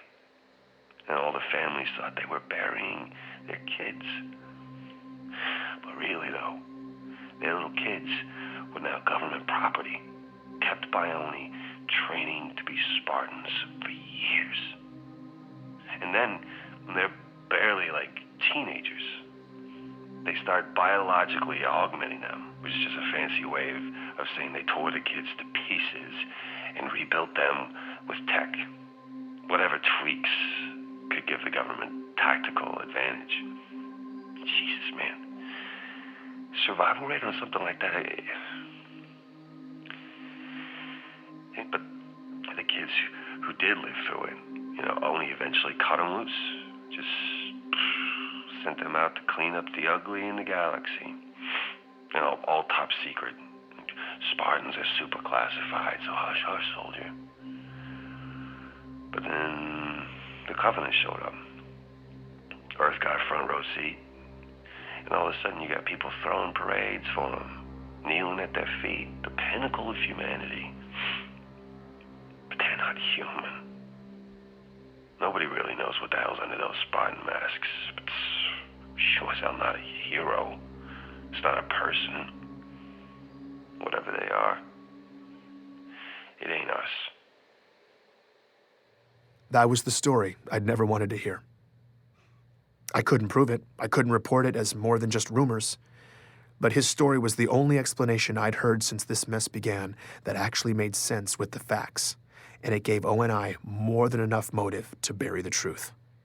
Because the truth was a nightmare. The truth was treason, planned and carried out in the shadows with impunity. When you let those in power operate in the dark for long enough, sometimes the dark creeps in. Without checks and balances, it's in our nature to cut corners in the name of efficiency. Trim off pieces of our humanity, a chunk at a time, justifying every cut until eventually all you're left with is horror. By coming forward, Anthony had just broken a rigid code of silence. Don't you have like a... I asked him why. A code of conduct or something you have to follow? Whose code? Huh? Oni's? Yeah, I don't care about that. Look, I don't blame that John kid. Master Chief, whatever the hell they call it, just does what the masters program it to do. Now, Oni, that's the boogeyman. Some sadist CPO wants to test out his Spartan toy, so he oils it up with the blood of my brothers? No, man, no, I'm not keeping quiet for them. Aren't you afraid of retaliation? What are they gonna do? Tell me. Are they gonna make my life suck? Even more than it does? It's too late. I mean, I understand, Ben, you haven't seen where I live, what my house is like. But let me just tell you this, you might prefer the shelter. I eat canned proteins, man. I am one missed check away from living on the streets all the damn time. I got a titanium arm. Huh? Vets benefits? On this planet, it's a joke.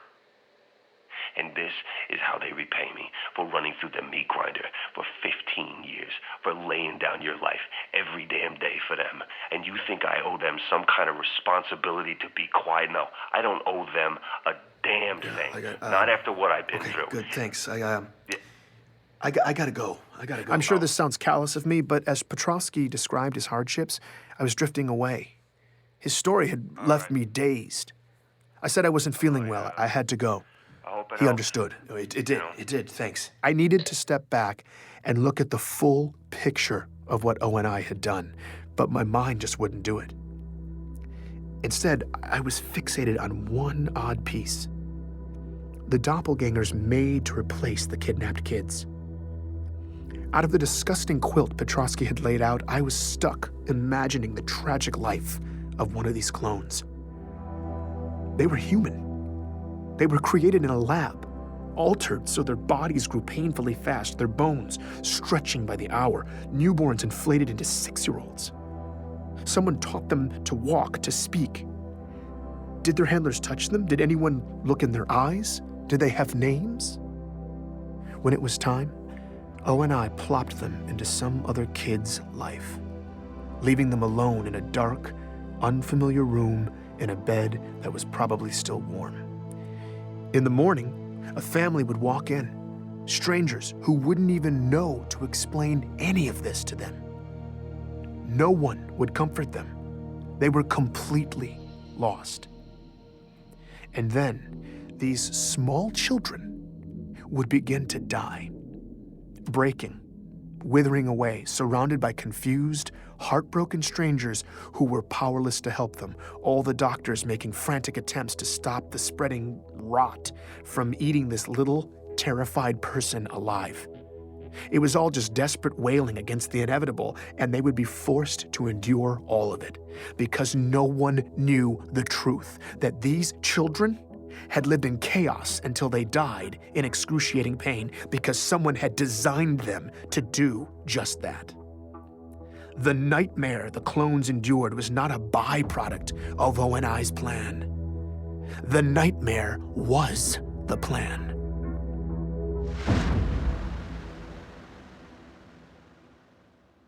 Did you hear an unpleasant story?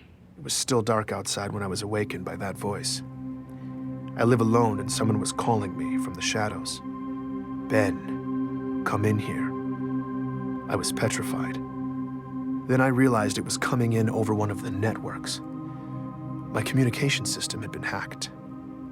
I started recording. Pharaoh was finally here. And apparently, she'd let herself in.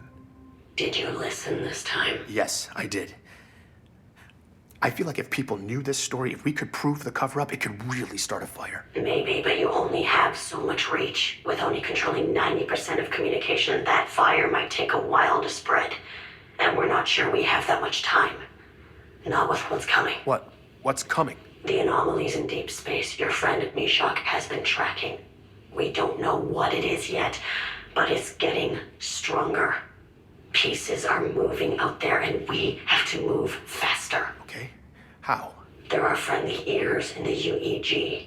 People who have been kept in the dark, many of them with real power. And if they heard your story, they would come down hard. Who are you talking about? Politicians? Who's ONI been keeping in the dark? There are high-ranking senators who don't know about any of this. You need to tell them. Speak truth to power. Get Oni Brass in the same room when you do it so they don't have a chance to spin it, and the senators would be able to blow it all up right there. Okay, but what am I going to do? Arrange a roundtable with ONI chiefs and Senate leadership? Even if those people ever were in the same room, they wouldn't invite me over to ambush half of them. I don't see the opportunity. We create the opportunity. How? By creating panic. We give the public a hard truth.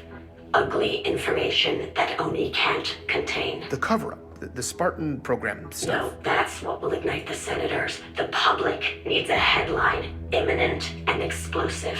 Your story will make waves in the outer colonies, but on Earth and everywhere else, it's too complex and historical to cut through the noise. We don't have time for a slow burn. The public needs to hear a simple message.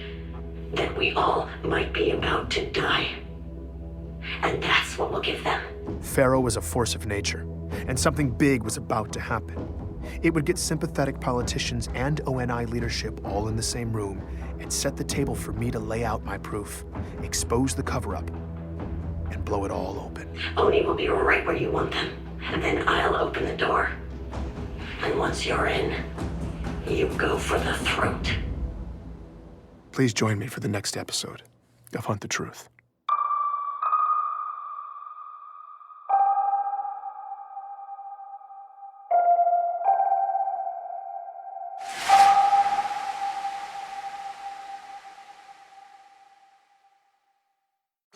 Ben, what the hell have you done? Do you have any idea how much insanity this is causing? I can't even... What are you doing? It's live feeds. I know what they are. Why are you putting them in my face? Pull the report! I just thought... Ben, hold on. I have to fire an idiot for cause. This was the first I'd heard from Petra in a while. Ben, get your ass out of bed and call me now! And judging by the messages she'd left me overnight, something major was happening. I hit her back right away. Well, Ben, congratulations. You now have us all fully engulfed in flames. Would you like to explain why? I had no clue what was happening. Anytime today, Ben. Petra picked up on that. You didn't do this. What do we even...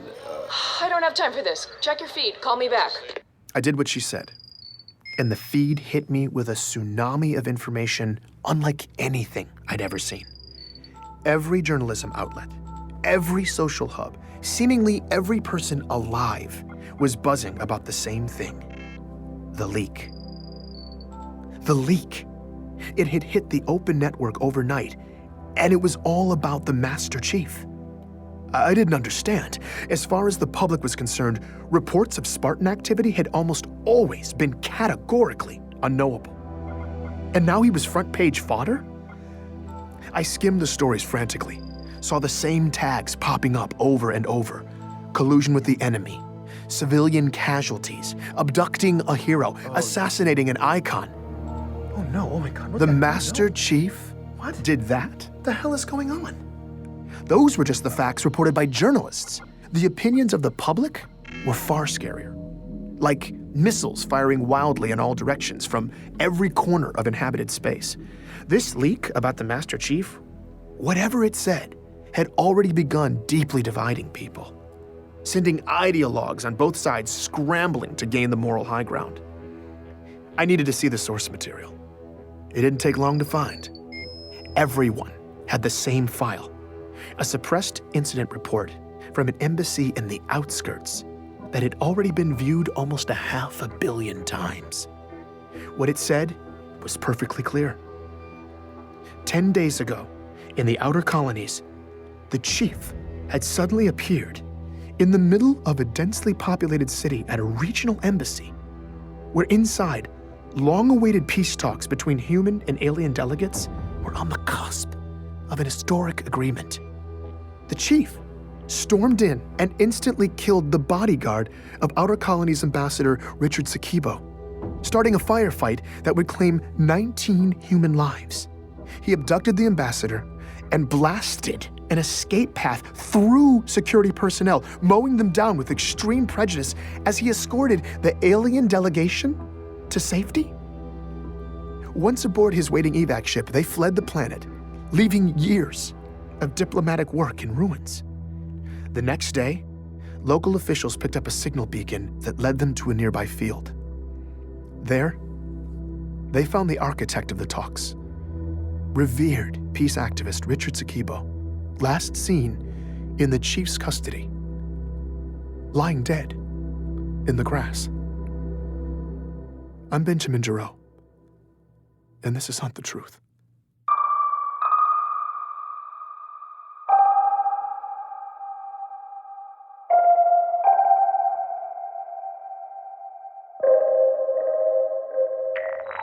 Petra, what is happening? I don't know, but I've been fact-checking for 7 hours and it looks bad. The Earth hacks are calling him the Fallen Spartan. Bastards. Wait, you think this might actually be true? I need it now. You got it. Just tell me now, was this Pharaoh? Did you do this? No, I don't. No, I told her I didn't know, which was technically true, but it was a cop-out.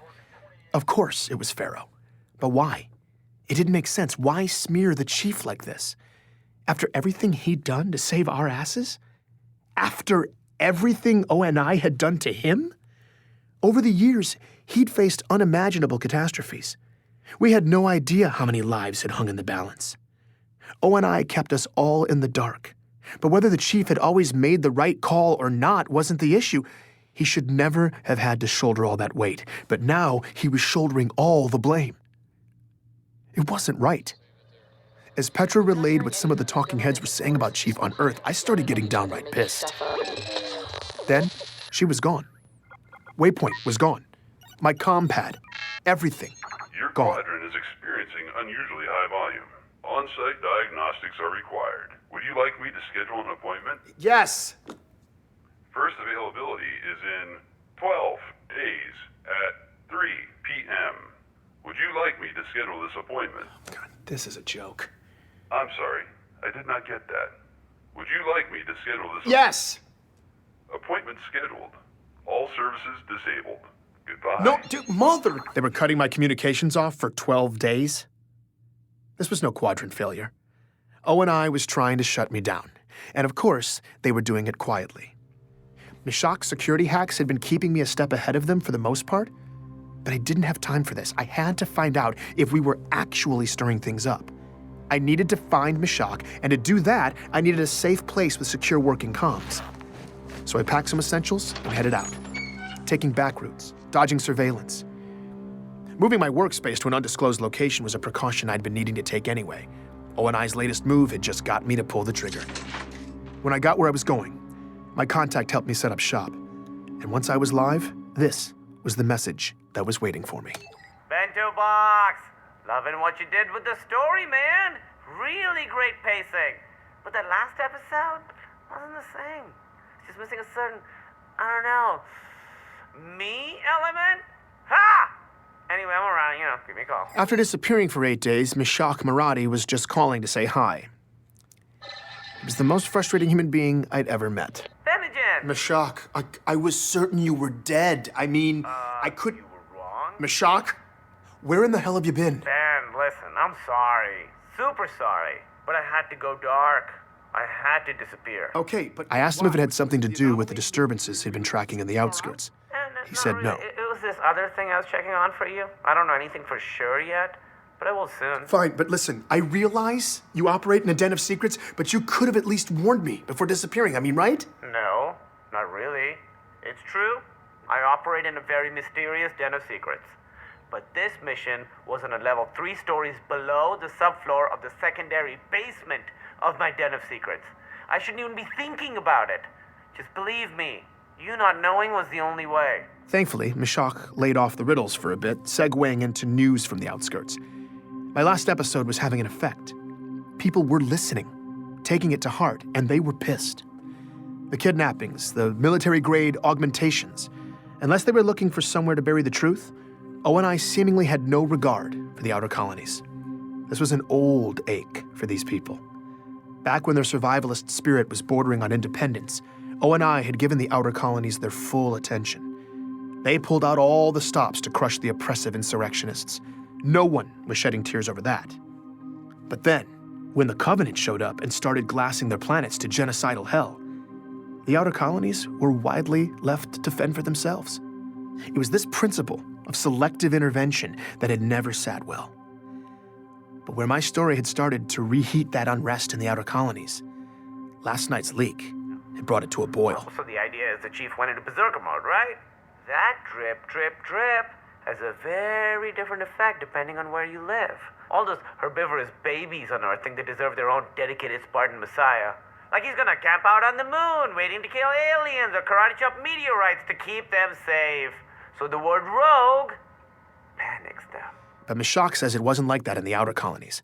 Whether the embassy story was true or not, the way they saw it, the chief wasn't the problem. ONI was using him the same way the UEG had always used them. For utility, when useful, but always disposable. Sure, nobody really wants a 7-foot-tall murder machine with mad skills showing up in their neighborhood. But in the outer colonies, Oni is still the real monster. My fury at Meshach had subsided. I was glad he was back. If I was going to pull off confronting ONI and exposing everything to the senators, I needed as much ammo as possible. And luckily, he was on the same page. After hearing my interview with Petrovsky, he'd buried his face in the slush, curating decades of data and the research of his nutjob predecessors, compiling sort of a greatest hits of ONI's atrocities. He pushed me to a scattergraph of every case of exotic pediatric autoimmune disorders for the first few decades of the century. Any kid who had a disease like John's. After some variable tweaking, a galactic map of human space popped up, decorated with clusters of dots, one for each sick kid. He told me I was looking at a reasonably accurate representation of where every single defective clone ONI planted had died. Wow. Wow, he says. Of course, wow. But you're about to turn into a wow when you see this. He overlaid the graph on another map that showed the distribution of human population. He asked me what I noticed. It's not random. It's not random. Ben, never be a statistics professor. This is the opposite of random, okay? For their Spartan abductions, Oni heavily favored the outer colonies. It's like their favorite candy store, except instead of candy, they were scooping up child soldiers. Because it's easier to cover your tracks out there. Yeah, and you could easily make the argument that these children's lives were assigned a much lower value than, say, those of Earth kids or kids from Mars. Genetically, they will be no worse than inner colony specimens, but as to the human cost, outer colonies kids just spend easier. I'm not sure if the data was going to be conclusive enough for the senators, but the implication was certainly heinous enough. The whole point of abducting kids in the first place was to create super soldiers for crushing the insurrection. That was the original mandate of the Spartan program. But in their secret child poaching, ONI had favored the very same parts of the outer colonies they were targeting for that military campaign. So years later, when the Spartans landed their bloody anti-insurrectionist campaign in the outer colonies, many of those Spartans were simply the harvested children of those communities coming home. But these native sons weren't fighting for their homeland. They weren't there to protect their families. They were carrying out the political agenda of ONI, serving the very government that had violated their families and torn them from their childhoods. As far as the not in my backyard philosophy goes, this was double dipping by ONI, enough to incite pure rage. But Meshach had been working on something else too. I've been tracking old police scanner data, putting it together for your big whistleblow. Makes a pretty gnarly case. Okay. Did you ever wonder what would happen if one of Oni's doomed to die clones didn't die? I hadn't considered that possibility, but it was chilling. What happened to them? It's not what happened to them. It's what happened to the people they'd been made to replace. 2 soldiers ran into a perfect copy of themselves. Think about it. You're secretly plucked from your childhood bed, thrown into a totally different life. And now, years later, you meet a mirror image of yourself. Someone who got to keep living your life. I mean, they'd probably seem to be more you than you. 2 records I found, 2 soldiers, both suicides. A story like that would be hard to listen to, but that's horrible. It would also be hard to ignore. Just try to get me that. I just hoped Pharaoh would know how to reach me. Don't worry, she'll find you. Probably soon, but who knows. Her mysterious den of secrets is like under the planetary crust. Just keep me posted. Whenever you guys penetrate the Dragon's Lair and explore your truth serum, I'll be standing by to track the ripples. Thanks, Meshach. I was having trouble falling asleep in my new workspace the next time I heard a voice calling me in the dark. This time, though, Pharaoh sounded human. Are you enjoying the show? No, actually, I'm not. After everything ONI's done, people are calling for the chief's The head. infection goes to the core, Ben. When you cut all the way in to extract it, you can't always control what sprays out. But you're the one spraying it. You chose to smear the chief. I'm not smearing anyone. Everything I leaked was real and But we don't know the whole story, and the implications of this story The only implication is that an aging Spartan may be going off the rails. And sadly, it may be true. Your story set the table for that. When you break children to make warriors, you take a risk of burying psychological damage deep in your soldiers. And for critical decision makers, that's a liability. I don't know what motivated the chief to shoot up that embassy, and I don't know what he's doing now. But he is off leash. He is proving the liability. All I did was expose it by peeling back the very layers of Oni secrecy under which that liability was born and allowed to fester. I didn't know what to say. This felt all wrong to me. Ben, the chief is the savior of humanity. I know that. The true patriots know it too. This is the painful part. Right now, the chief is being chopped down, but he will be vindicated. This is how we puncture to the core. By sacrificing the chief in the short term, we've opened a deep hole, and when the bleeding slows, it's Oni's exposed nerve that will get all the cold scrutiny. It's just hard hearing what they say about him, and people are going nuts. I mean, a lot of the inner colonists are actually denouncing him. They're terrified. And the anger in the outer colony seems to be turning ugly fast. The you see blood that, of right? their hero is spraying in their face. This is exactly what we need. This is the chaos I said would happen. I guess I just didn't think it was going to be like this. Chaos has a high price, Ben. But the pieces are moving. Our opportunity has arrived. Pharaoh told me that as of this morning, the meeting had been scheduled. Personnel were already en route to Earth. And in a few days' time, ONI brass would be testifying in front of high-ranking UEG senators in closed sessions. Pharaoh was going to hack in and get me a direct, unbroken feed so that I could lay out ONI's ugly secrets to a handful of the most senior lawmakers in the land. I had to prepare fast. I was anxious there wasn't enough time to make Meshach's data convincing enough, but Pharaoh gave me an idea that could amp up the persuasion. She listened in as I made the call. Anthony? Hey, man, how you doing? I just laid it right out there. Do you want to help bring down ONI? He didn't respond. I started to get nervous, but then he spoke up. You bet your ass I do. What do you need from me? Petrosky was in. I gave him marching orders and hung up. I'm so happy to hear Pharaoh that. seemed pleased. Things seemed to be falling into place. So that's your real voice? For the most part. Just off enough to be untraceable. So why'd you switch it up? What happened to the scary voice? Well, we're about to go somewhere scary. I wanted you to feel like you knew who would be fighting at your side. I appreciate that. I couldn't believe we were really going to do this, but I was lit up and ready to go. Ben, I wanted to give you a heads up. There's still one more leak coming. What do you mean? It's the icing on the cake. Just to keep the pieces in motion. Okay, what is it? When is it hitting? It just did. I pulled up my public feed. It took a moment. And then it hit. Security video from the Outer Colonies Regional Embassy. Pharaoh was already gone. Is this real? But her latest leak was live. Right now, millions of people across occupied space were all watching the same thing. Master Chief Petty Officer Spartan 117, seemingly unprovoked, waging a brutal assault against the peace consulate on Biko. Please join me for the next episode of Hunt the Truth.